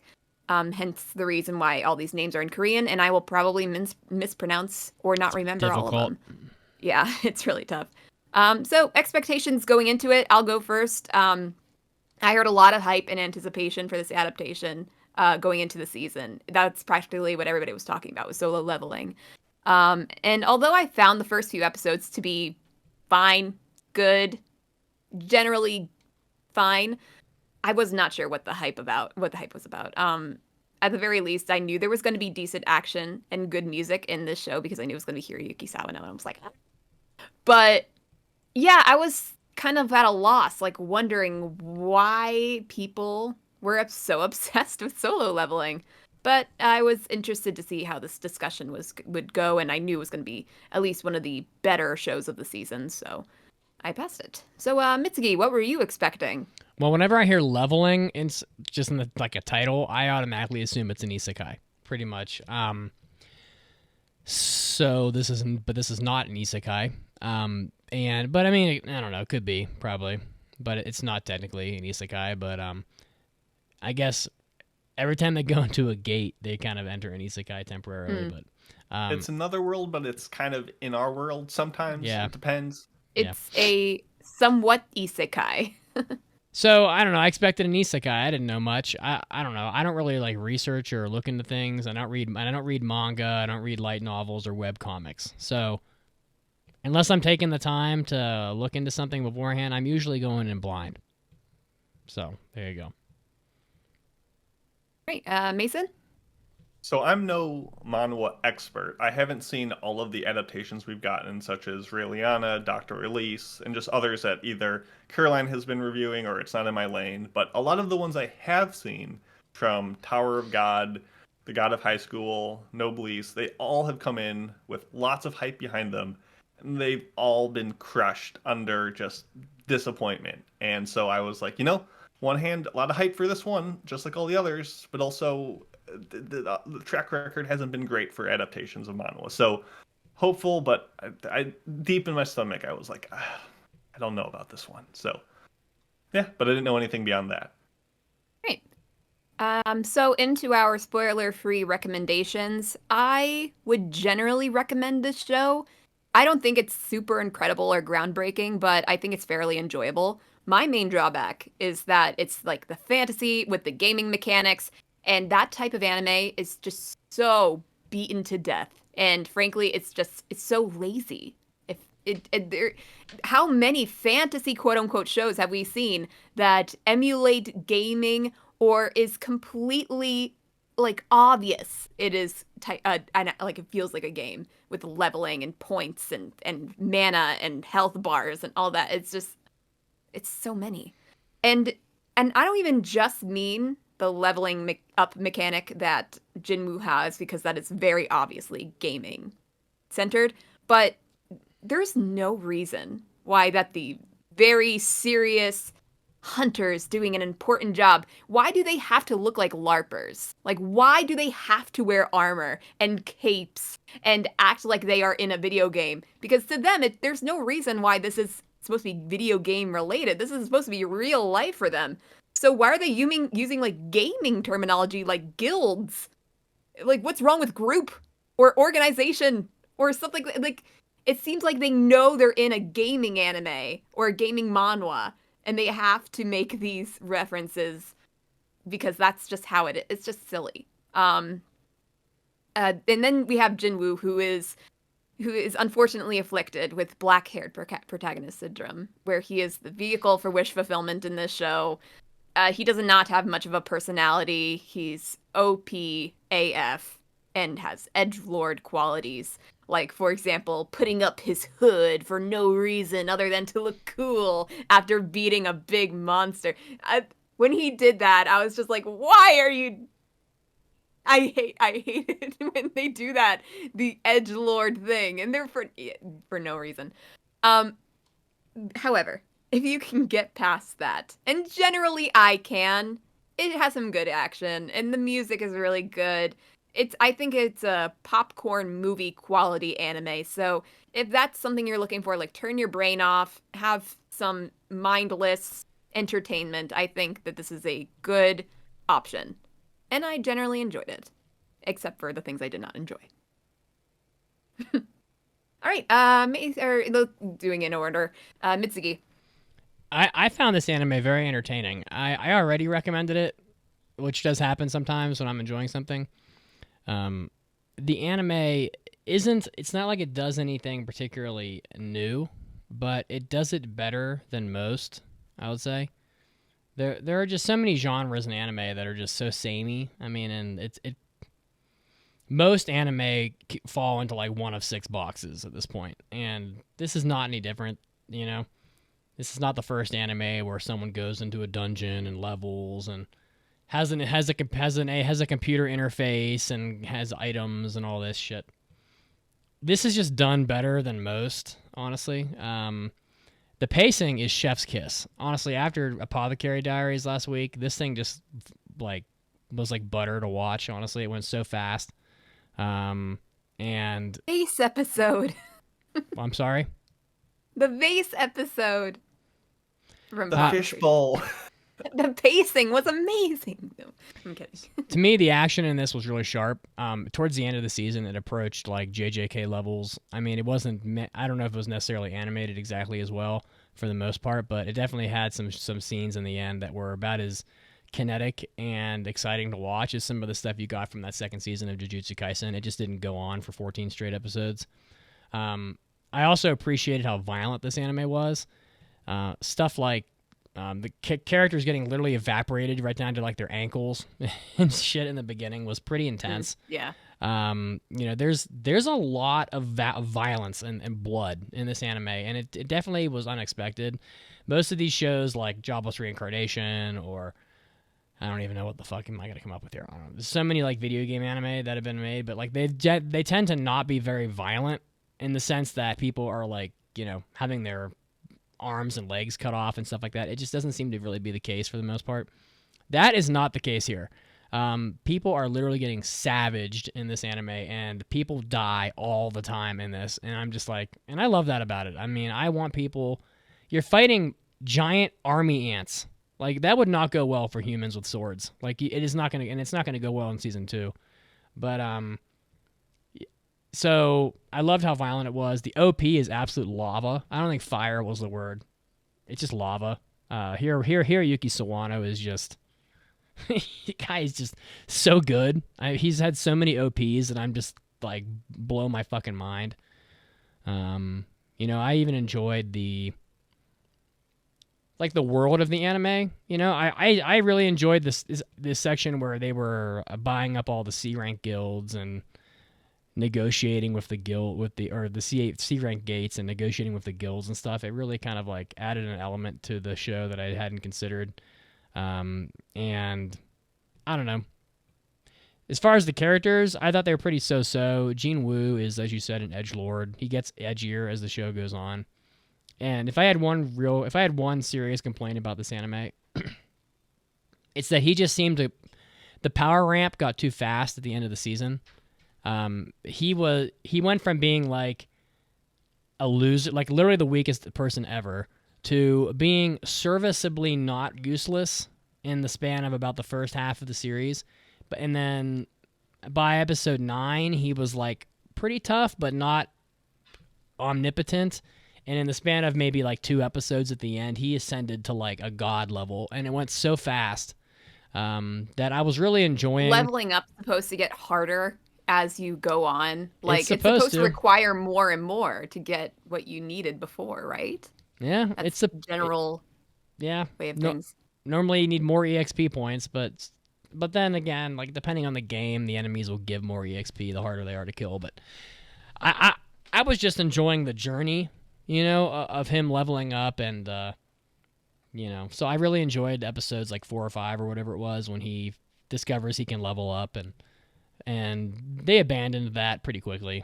I mean, it's pretty common to have that happen. It happens in other shows too. Like Dr. Stone went from, how do you make a light bulb? And they spent like a whole episode, and I love that about Dr. Stone. And by the second season, they were just like fabricating a pirate ship in 10 seconds.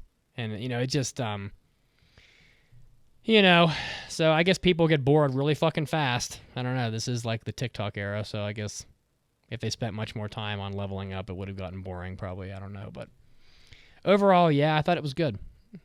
Mason, we had like these like long bricks of text, and Mason just has one tiny line. Mason has his own note-taking I'm sure. outside of our doc here. So go ahead, Mason. The chest. Lay it on us. Yeah.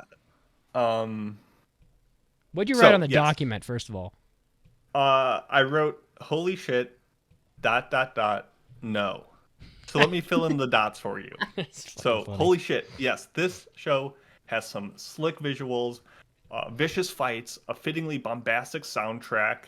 I love the vocal performance of the main guy. I think his voice actor did an amazing job. And there's some things about the world that I'll get into in detail that I really do like that Mitsuki kind of touched on. So if you are coming to the show to get that hit of adrenaline, to just go with the flow and have fun, like this show will serve you well. And I would say that this might be one of the best shows ever to watch if you don't want to pay attention.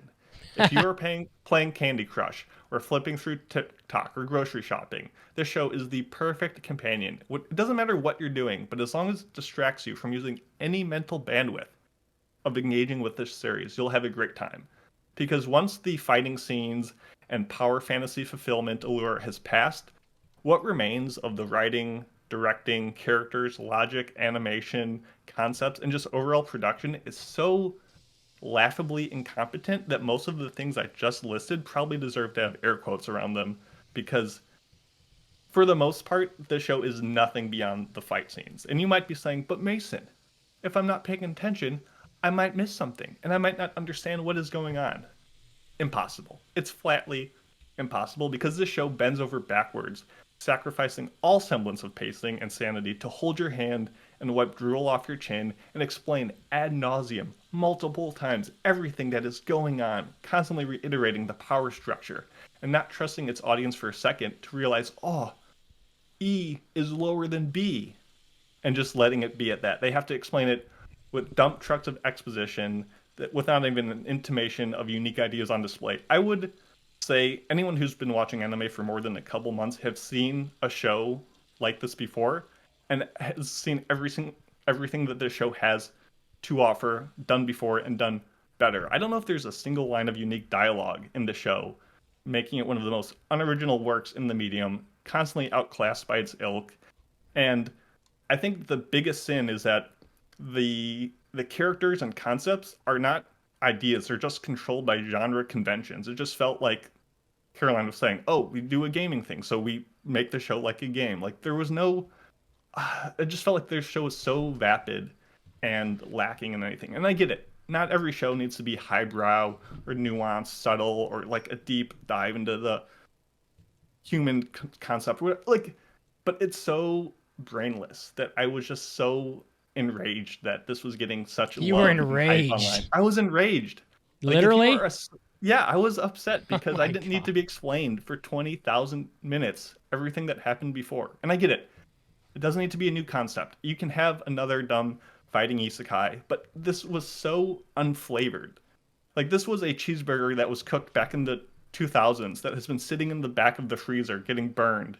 And we reheated it now in 2024 to a medium temperature. And we're like, oh, it's good again. No, we've seen this. We've eaten this burger for decades now. I'm sick of it. I I'm love done. your food metaphors.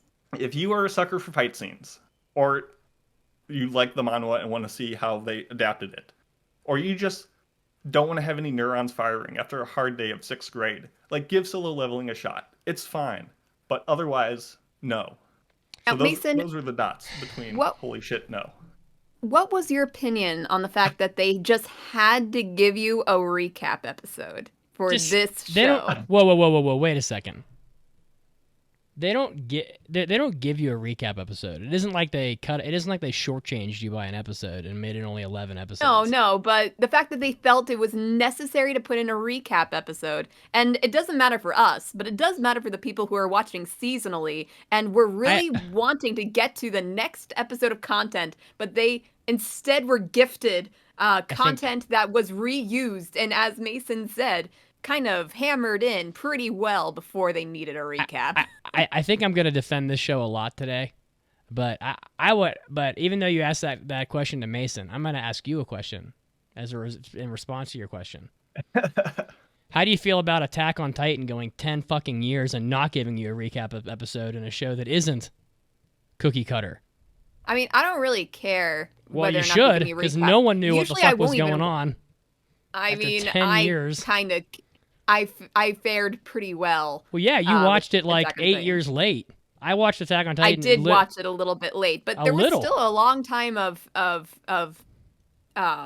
gaps within. I missed the longest one between season 1 and season 2, but I got everything else. I think her question was mostly a joke. It was because- mostly a joke. It because doesn't we really know that matter they if they have didn't a make recap episode. I because just they thought it didn't was think funny people were following. that I'm it's a dying fairly here. simple show That did not necessarily. Spoilers need to be are happening. coming. No, Spoilers are coming. I'm dying here. Okay, all right. We can play the spoiler drop. Spoilers are coming. Oh my god. So Misplaced Nerd on Twitch says, I am suddenly the defender of the mid. Okay? First of all, whether it matters or not, the Discord defined mid as below an 8, which this anime is not. It's well above an 8. But wait a second. But we watch there are so many anime that we have just sucked off on this podcast that are so cookie cutter bullshit like every other anime. Like how many rom-coms are we going to give a 4 to where they're just so shy they can't hold hands? Like literally they're all the fucking same. They're all the same. This is all a the band fairly anime are similar the same. shonen show across the board. All the idol shows are the same. All the band shows are the same. All the shonen shows are the same. Jujutsu Kaisen, there's 400 other shonen shows before that are about hunting spirits and demons. Like, it's the opposite of original, but we suck off JJK. But then we have an anime like this that happens to fit into the 7th box, which is, video game anime leveling, and it's like a mid piece of shit trash. Like, I just don't understand that. Like, I don't know. I mean, like... Okay. Well, you know what I'm saying? Going back to the original point you made, being below an 8 does not automatically make it mid according to our Discord. That's just so we can have a breaking point for mid wars as just to have the rules set in stone what is eligible for mid wars and what isn't. They're all the fucking same. Oh, I quieted for you to finish your point. Now you let me finish my point, Mitz. Okay. All right. The general thought of our Discord's definition of what it means to be a mid show is a show without a lot of substance. It's not something to think about. It is something that is probably I'm talking about mid wars. Run of the mill anime, but you still kind of enjoy it. I'm talking about mid wars where it had to be below an 8. Yes, but we have to have a specific number to help us make the game. Okay, so let me get this straight. I'm gonna cause an argument here. You ready? Oh God. So Bocchi the Rock is the same as every other fucking show that's about bands, except Bocchi has like stage fright, so to speak. But that show is literally ranked higher than almost anything else that exists. But this show is mid because it's in a different genre. I wouldn't say that. Well, that's what I'm hearing. I mean, they're all the fucking same. It's all a matter of opinion, Mitz. People who found more in Bocchi do not call it mid, but I wouldn't blame you if you called Bocchi mid. That's your opinion. I'm not necessarily calling it mid. I'm just saying it's a fighting show with game mechanics, of which I can count off 5 of how many of those we have right now. So it's all a matter of opinion. 5 anime or 5 mechanics? Huh? To me, the big deciding decimator thing is we've seen a ton of fighting shows with this game mechanics. Yeah. That doesn't bother me. The overall structure of the show is fine. I think it's the fact that, Bocchi the Rock, K-On!, Girls Band Cry, a group of girls get together, play music. Yes, that's all the same. Yeah. But the flavoring, the characters are very diverse between them in a way that this show isn't. I would argue that the characters in Solo Leveling are across the board some of the worst I've ever seen. Well, they don't live long enough to really have much of an impact. I mean, that's fair. You can't pretty much die. That's a fair point. They're all fodder, basically, but including when the main we guy. take into account we have a main character who has no personality whatsoever other than the fact he's the weakest and now the strongest and has a general knowledge of gaming. That's basically who he is. And I don't think that is for the purpose of this show as popcorn entertainment and wish fulfillment, I think that's fine. But that also makes it kind of mid. Okay. Yeah, there's no... The cast, I think, is what really bothers me. How you have this guy who's so hyper-intelligent in the first 2 episodes, figuring out these very arbitrary and dumb rules, but he's the one who's figuring it out. He's the one figuring it out. Getting powers. Yeah, go ahead. So actually, going back to something I talked about, I remember talking about this in my impressions. So he, in this first dungeon, he's the only one with the brain cell. A lot of the things that he figured out in this dungeon is, I think, a person could generally figure it out. Or no, I Revere can't the really. god. Okay, you have to bow to it. That makes Yeah. complete sense. The thing is that nobody else in the room is even trying. Like, they're all like, Jinwoo, what do we do? What do we do? They're not even thinking, like, with their own noggin. They're just, like, depending on Jinwoo to figure it out. And at Yep. least he's smart. I wish there was a little Until bit he more. gets his powers and is Yes, like, I'm just going to go strength. That's all I'm Yeah. going to do is strength. But I don't even think to put his points in strength. I don't think that really matters. I wish there was a little bit more intelligence necessary to defeat his enemies, because I do think that was kind of interesting with that first dungeon. But even then, yeah. I liked the first part, but then the second rule was like, you have to praise the god. So then it was like, oh, you have to go to statues, but all different statues, and just the statues with. It was like such an arbitrary rule. Like, here's the good thing about the show, and Mitz kind of touched on it. I love the grounded realism with those fantasy elements. Like in episode 1, this magic gate appears to fight monsters. No problem. I love how they set up like a food truck right by to give these people, food and stuff. I like how they report on these gates, like on the traffic, and be like, hey, we have gates here and here. Traffic is being diverted. I love that incorporation of fantasy elements into the real world. Like that really was like a nice mental way of considering the gates. But as far as how people actually interact with the gates, with these arbitrary rules of, oh, we need 8 people to go into the gate. Why? It's just a plot device to have multiple people in these gates to make plots happen. Like there's the framework and foundation of this is so shoddily built. Wait a second, that's not. We didn't get like, it wasn't like explained, but in my mind, I kind of assumed that they need to have 8 people so that they can like what's the word? Breach? No, bureaucratically, or like, yeah, it's to by get through the foundation. organization. Like the organization, they can't have the liability of people just randomly going into the gates without a minimum of the amount of people they think should be in there. So I think that's all just paperwork that they have to have. But we don't know that for sure. That's just a plot device so that people can go there. And like going back to the 8 people on the thing, like at episode 8, fittingly, Jinwoo is talking to his future benefactor of like, okay, the 2 of us are going to go in and we're going to have 6 people who are with us to like fill out the ranks, even though they're not going to go in. And in that scene where they're sitting at the cafe, he grabs 6 straws and puts them on the table to let you know, oh, here are the 6 people that are going to not go in with us. And they like have to so visually represent every concept that it's shallow. Like spoiler, he kills people. He literally goes into a dungeon, gets attacked, and has to turn around and kill them, fight for his life. That's awesome. It's dark, it's depressing. Like, how is that going to change him? How is he going to recover from that? How is this person who was so recently a weakling now killing other humans to survive? And know what happened? They were weak too. They were weak, but he had to fight for his life. He had to kill other humans, not monsters, humans, to survive. Mm-hmm. He went home, tried drinking beer, said, I can't get drunk anymore, and fell asleep and never came up again. Like, I get that he's changing on the inside. I get the metaphor of, oh, I can't get drunk, I can't feel emotion. It's still really emotionally bankrupt, and there's not really any ideas that I've seen yet in season 1 of Solo Leveling to think that this show is going to have anything to say.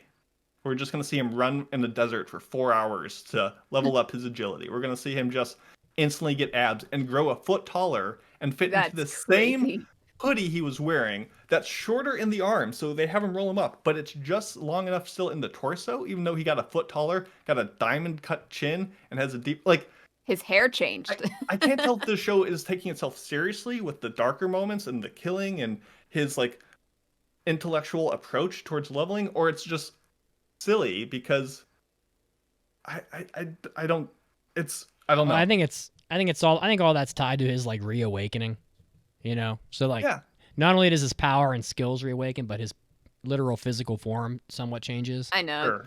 It's just crazy, especially like people in this universe looking at him, looking up. It's only been a couple months since they last saw him, but they're looking up now. So it's like a late stage growth spurt. I will grant you that him having to essentially kill like five or six people to defend himself in that dungeon should have had more of a conversation point about like how that would psychologically affect him. But I don't know. I feel like probably the author thought, that would drag the pacing down. Personally, I think one of the best things about the show is that for me, the pacing, for me at least, was really good. The first few episodes, that dungeon just fucked those people up. I actually walked my phone over to the finance department at my company and showed them, like, the guy getting, like, evaporated down to his feet, because shit cracked me up so much. And it jumps right from that into the big spider dungeon, and I don't know. Your mileage will vary. Some people may be bored with like fight scenes or dungeons or whatever, but to me, it was almost like never a dull moment, and I blew through this in no time. It took absolutely no time at all to watch it. And considering this, so much of the time I'm just bored to death watching anime that usually, I mean, sometimes they're the ones I pick and I'm still fucking bored. This was not one of those. I was pretty solidly entertained for most of it. So the pacing that they moved through the dungeons and advanced, I thought was good. I agree with you that pacing of his growth was what I wanted. My problem was the pacing was filled up with pointless conversations that I would rather have had character building. Because they'll go into that spider dungeon and it's dark. And we have multiple characters saying, "Oh, it's pitch black. I can't see anything. There must not be glowstones here." And listener, if that's all you knew about the show, you could probably figure out what a glowstone was. But no, they spend the next minute explaining to you that glowstones are stones that glow to give you and light. Then so there's you can see glowstones, in the there's dungeon. essence stones, there's rune stones, or something. And so Jun was like counting this off for what's his name, Sujin or something. The names are so hard, so difficult. Yeah, I'm not good with Korean names, but to his future benefactor. Yeah. And he's like, "Wow, that's a lot of stones." And I'm like, why do you have to have that exposition in there? It's I would rather have that time spent towards actually learning about these people instead of just being like, "My dad is rich." Really rich. He has lots of like that's where the pacing, like there's a big fight at the end with Igris and they're cutting it with this other group of A and S rank hunters going to this island, which is obviously going to be a big component of season 2, and they're just like cutting in this epic fight to be like, "Oh, but they're getting on a helicopter. Oh, they're talking about this past thing." And that's fine. They're trying to equate the intensity of the island with this big epic fight against Igris, which is an awesome fight, by the way. Yeah, but it was really good.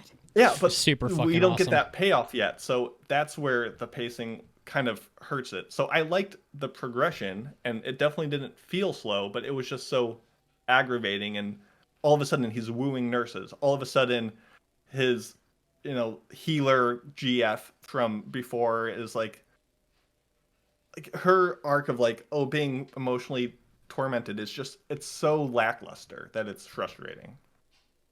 A lot of like fan service in the show for the ladies. Yeah. Even though I didn't like it. I did not like it because I thought like that is just really weird how he has like bulked up. It's kind of similar to how I felt last week. I'm like, this bulkiness is really weird looking.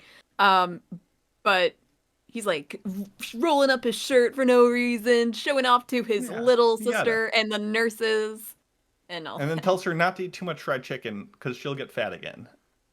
Yeah. How about, I guess the other pacing... And they go out to run together. He does a 10K, and yes, she does fall behind, but she's kind of there very fast. Well, then he does another 10K. How are you running a casual 10K, little sister? She's a killer. I mean, I guess another pacing... No one's balking doing 10Ks, by the way. That's the most ridiculous thing I've ever heard. But another pacing issue, it was just a lot of the things felt overly exaggerated when he's like, "Okay, I'm in danger. I'm going to use the teleportation stone I had to get." Oh, whoop, fumbled it. And it happens multiple times throughout the like, it's moments like that where it was just a little bit like, However, we're already reaching into the same bag of tricks. The mechanic where he did not do his daily quest of the exercise, and because he didn't have the transportation zone, he was kind of stuck in that dungeon. But because he didn't complete the daily quest, that instantaneously transported him to do his penalty, which saved his life. I thought that was kind of interesting. That was clever. That was a unique way to get out of that, and I appreciated that. He still had to explain everything oh, I can now do, like, I don't know. It was too handholdy for me, and I take issue with that.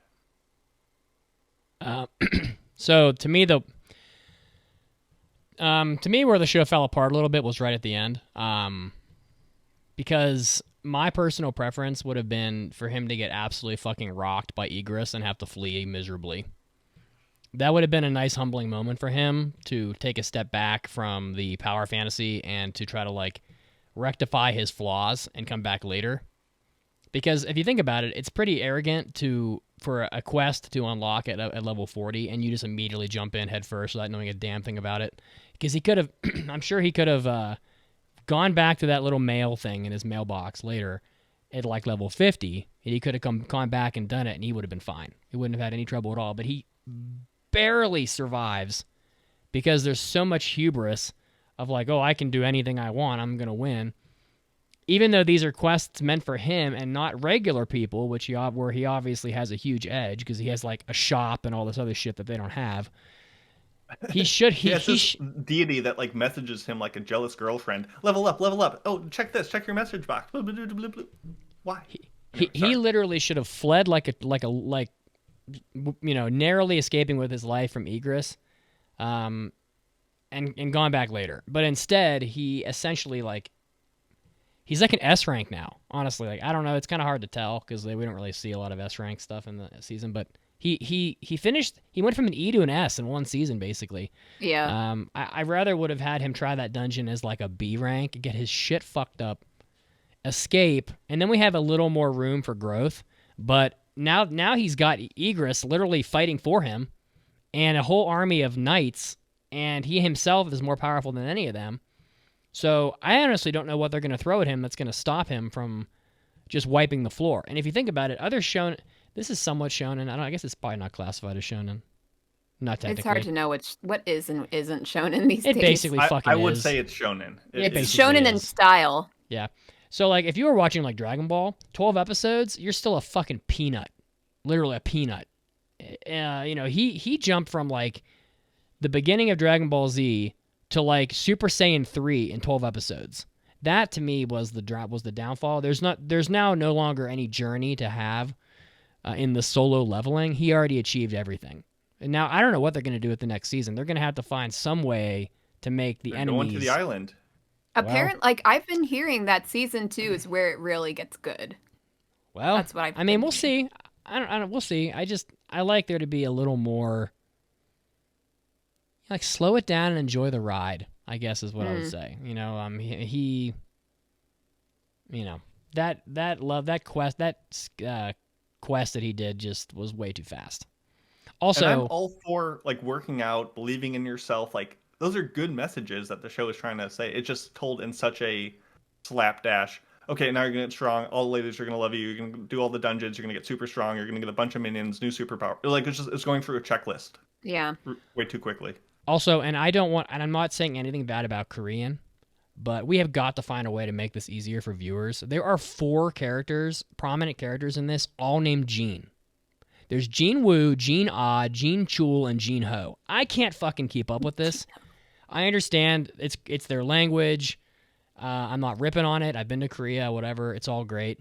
But like Egress has a very easy name. I'm gonna remember that name forever. If I get all the way through an anime and I can't tell you what the fuck the main character's name is, that's a serious problem. Yeah, Caroline, you wrote Woo Jin several times in the notes for some reason. I mean, I looked it up, but like, well, it's Jin Woo, not Woo Jin. Well, whatever. But Caroline, you didn't know who Jean Ho was. Well, I can't blame you. I can't blame you for not remembering his name. So we need to come up with some easier names. I feel like it's probably just how it is. Yeah, it is. It is. You're right. But like, and I don't want to belabor this, but like in Shangri-La Frontier, his name's Sunraku. Like we know him as Sunraku. That's easy. So let's get away from the Korean names because they are there's like 20% of Korea's last name is Park. Well, I can't have everybody named Park. I can't tell them apart. So it's just too difficult. So we need to like give them like fake names or something because it's just too hard. I wouldn't go that far. I'll just deal with it because that's how Korean names are, and it's a Korean as franchise. a person who watched the whole show and will give it a high score in a few minutes, can't remember a single character's name except Egress. That's a problem. Well, you don't need to remember it because the show will baby you and show you everyone when they're talking But- about them, so but you what are you can't gonna- forget. But Mason, what are you going to do when you get a show that's like deep and cerebral that you want to remember and you can't remember anybody's fucking name because there's Gonna have 30 to get characters good. and there are 30 characters and they're all named Gene and Park and Choi. I'd rather that than being like, oh, we're gonna Americanize it and call him Dave and Jeffrey Dave. and Bobbert. All right, I'm just saying. I don't know if you guys know this, but like there's like 5 names in Korean that make up like 90% of all people. I don't And yet even they remember survive. any names That's of a the shows fact. we watch. I just know them. I learn them and then I forget them. All right, I'm just Yeah. saying that's a fact. It's just anyway, Yeah. we move on from that. But Now, I just have like a very general question about this show. yep. Why is it that the world's weakest hunter that can't do anything in these dungeons, that is a liability for everyone else in that dungeon, and almost dies several times? He's probably not earning that much. Why doesn't he just get a normal job? Why does he have to be a hunter? I don't know. How well is he getting paid for doing nothing and almost getting killed and having other people save him and not getting any share of the resources within the dungeon because he doesn't contribute? There's a lot of things that you mean- can't think about in this show because logically it falls apart. I'm not gonna. I had a laundry list at one point, like episode 4, and I just stopped keeping track. So many things were just like not making sense. Where does he get the funds to buy a crummy knife after his first one breaks? He wasn't doing any hunting. Is it just all from his supernatural shop that he has access to that he didn't earn money for yet? I don't know. There's quite a few things. That's kind of a tough Not- one, not- Caroline. I mean, you could apply that same logic to so many shows. Like, why would anybody join the Band of the Hawk and Berserk? They're all just gonna fucking die. Oh, because they get paid. I don't know. I don't know. I think the better thing though was what would have made sense if obviously he's doing this to earn money to pay for his younger sister to go through college and all that, and his mom to survive her treatment. right. It seems like there's not really a. I'm not saying, oh, leave your mom in a sickly condition, but she seems to be not immediately in peril. Like if she was, like the clock was counting down, that would better explain why he's so quickly trying to do these S-rank dungeons and high difficulty missions because he will earn more money. But she's kind of just vibing on that hospital bed. Like there's really, to Mitz's point, not the need to just risk yourself so needlessly, especially if your death will then cause imminently the downfall of both of them. Like, take it slow. Feel it out. Make connections with other hunters that you can trust and actually fill out the cast instead of just rampaging so willy-nilly in such a weird to kill off criminals and weird like it just seems it's about the power fantasy. It's not about the logic. Not to mention Yeah. all the continuity errors of the blue flame timer in episode 2 not being consistent as it clicks around. The fancy helmet he gets from Egress at the end in episode 11. The first screen says it shows 20% physical damage reduction. The next scene shows 15%. Like there's a bunch of production errors throughout the show You are to so go observant. along with the logical stuff. It's crazy how you notice these things. But kind of like going off of what you had said about, him trying to like if he had like a group to do, obviously it's solo leveling. We can't have a group for him like as a cast, but it doesn't really make sense what his plan is because he has to keep it a secret that he is E rank, or sorry, that he is leveling up it despite the fact that he is E rank. And logically, I don't know how he would go about doing that, but thankfully, it's a good thing that Jinwoo keeps on getting randomly pulled into life-threatening encounters with other hunters that he has to kill, or The most cartoonishly evil scumbags. yeah. So it's okay that thankfully, he's he killing. does that. He has to do that multiple times. Otherwise, he wouldn't be able to be as OP, and he would have too many living witnesses to that OPness. So thankfully, they are. Yeah, people you he said can kill. penis. I know. You did. So it's just I kind of wasn't sure what is the viable plan for him because he can't be OP in front of other people, but that's the only way to, like, he has to be in these dungeons to get his leveling done. And I know that he and his like that Jinho. guy with the armor, like Jin. that is what they're doing. They're going in alone, and then he can do his leveling up in there. But that wasn't available to him. He didn't know that was going to be available to him before. It worked. So That it's doesn't so bug great. me. This kind of Like, that landed in works his out. lap. It was fine. I liked his why he's trying to stay secret. Like, a lot of his reasoning does work, and I liked how that was set up. It just is carried with it a lot of convenience and just weird. Like, oh, there's that golem rampaging in the streets, and a bunch of like random citizens are just like taking photos and be like, "Hey, what's going on there?" Like, clearly in danger, but whatever. And he just like shows up, throws a knife at it, and walks away. Like, it was just to show us how darn cool he is. My bigger question is, why does he so insistent on hiding it? It sounded like in the show it's not unprecedented. No, and that's really the question I have for you is, what is the unique idea or concept in solo leveling? And I think the most common answer is, oh, he's the only one that can get stronger, right? Like, that's why what it's makes called the show solo leveling. Yeah. But really, other people can reawaken, so not true. And B, that really doesn't feel like a unique concept, as more of a lack of. It doesn't feel like he's leveling up as much as everyone else isn't leveling up. Because, like, we watched Shangri-La Frontier. Everyone was leveling up, and that changes the dynamic and dichotomy and power structure of everything. With everyone not leveling up more than him leveling up, if I'm explaining this correctly, it just makes the world feel that much more stale. And it's just, well, clearly he's going to find new people and then surpass them, and then find new people and surpass them, instead of this deep, enriching web of everyone moving at the same pace like you would normally see, and having a more complex world for it. I think this unique concept is really just undercutting a major part of what makes other shonen shows interesting. Dragon Ball isn't good because Goku levels up. Dragon Ball is good because Goku levels up, and Vegeta levels up, and the enemies level up, and it's this whole rising tide. And I think that's another part of this show that irritates me. But I mean, they're going to level up. They're just going to be different. They're just going to cycle out the enemies and the characters. Exactly. But Which I mean, the makes show them that much more disposable and lackluster. Well, that's probably why they all keep dying. But the are part of it. But to me, the show's not especially original. It just does. It's just the tone and the execution is a little better than most of these shows. Like, for example, this show's way more violent than Shangri-La Frontier. I think it's paced better. And I like the concepts better.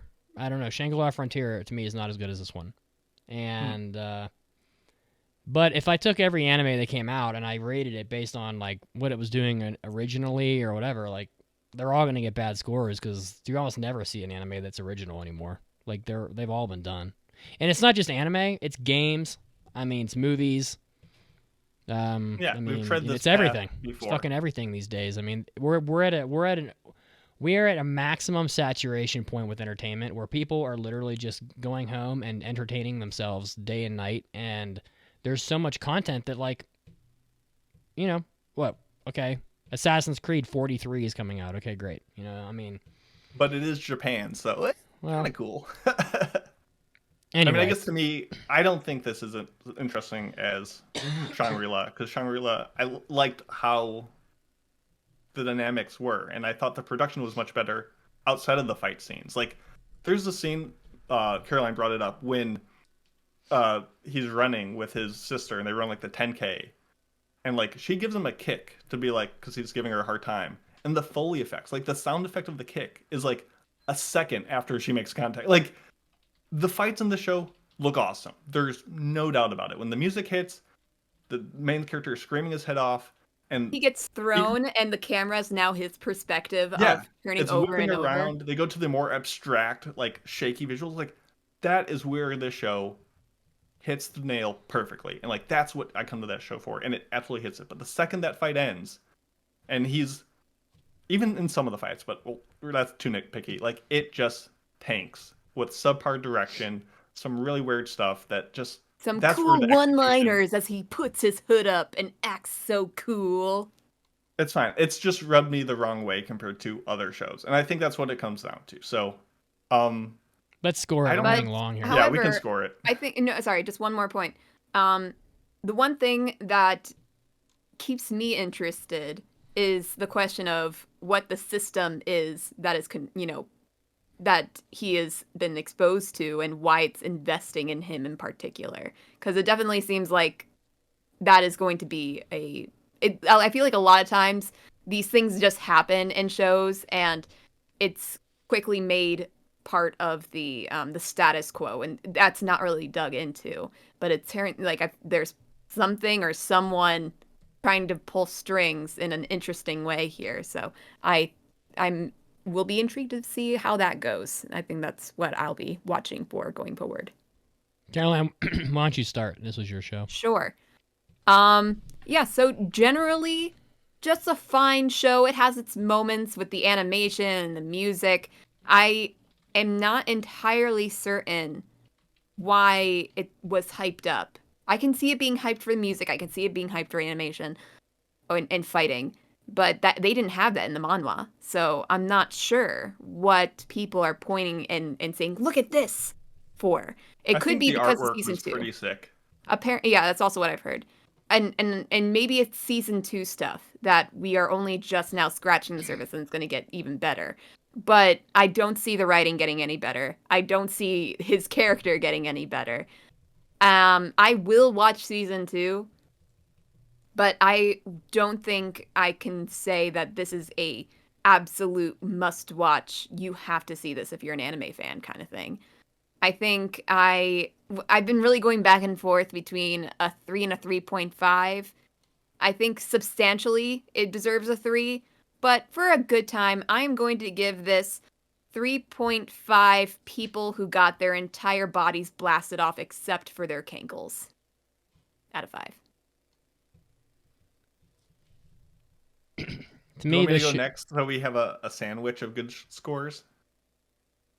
You want to go next? Go I ahead. just want to end this on a more positive note, and Go I'm ahead. not the guy to do that. Give me the A and B of the show. I'll watch that gladly. Other than that, I think a lot of it was pretty weak. I can understand the enjoyment for it. I'm not trying to tell you, oh, your enjoyment is invalid or whatever. I thought it was pretty shallow. I'm giving it 1.5 out of 5. Oh! All right. I'm glad you enjoyed something, Mitsuki. I'm really happy for you because you've been having a hard You time needed lately. this. You really needed this. Well, we don't really have time to discuss how unfair I think that score is.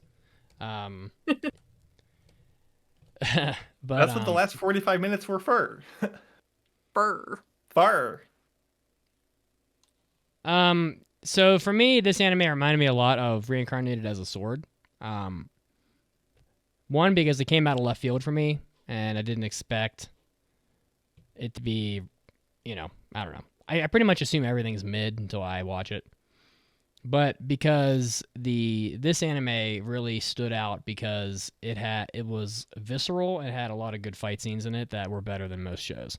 A lot of shows they have the similar concept, but then they don't even have good like action and fight scenes. And then I wondered to myself, well, why'd you even bother? Like that's what everybody's here for. It's a fucking action show about fighting in dungeons. So if your animation can't make someone blow a load while they're watching it, then what the fuck is even the point? And that's how we felt about like the end of Mob Psycho season 2 when he goes fucking ape shit. Like everyone shot their load at the end of that one. They did the same thing in Reincarnated as a Sword. It happened in Jujutsu Kaisen just for way too fucking long. And this one was pretty much, the same. To me, I thought this anime was a lot of fun. I enjoyed the pacing, and the action and violence was pretty strong. I don't know where it's going to go. I predict he's going to run into another person that's awoken, and they may have a similar software or whatever. I don't know. We'll see. I don't know because I haven't read the manga, and I'm not going to. But I will give this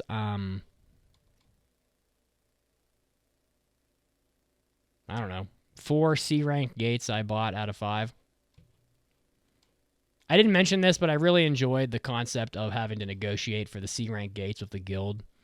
That was that was very interesting how they were doing so many C rank gates that the guild didn't have any gates to help their members train or whatever, and then they had to like literally buy the gates off of him. Yeah, 'Cause that they- was super cool. Like I the economy of it. I don't think they're gonna keep that up. Like they're not gonna make the whole like money making aspect of these gates a thing into the future, because I just don't think people will care. But I in some way I hope they kind of mimic that somehow, because I enjoyed that section of the show before they went into the quest, the job change dungeon, and it turned on its head. But yeah. So we don't have a whole lot more time for any more discussion because we're already running long. So I'm just gonna leave it there. Great. Well, with that, We we're did done. it. Yay! Starting to be such a downer. But at least Mitsuki liked something. Yes. This is not typically traversed territory. This is the secret. We These make days, at watch. least. We make Mitz watch 3 awful shows from his perspective, and we give him just a softball, and he just crushes it out of the park. And I think you might like somewhat our show for next week, except for the fact that it's too core. But it's action and craziness. I just don't want to be fucking bored. Like if I'm checking the time left on an episode every episode, there's a serious problem. Now, I think from what I I've seen of our next week's show, I don't think that would be too much of a problem. I've only seen like 3 or 4 episodes, so I can't say with certainty.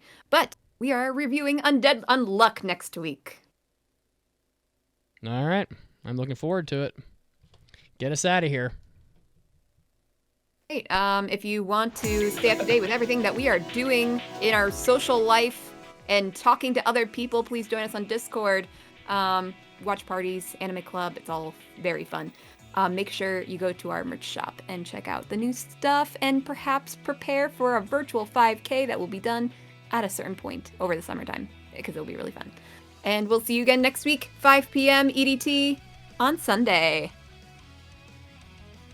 Toodaloo. Bye.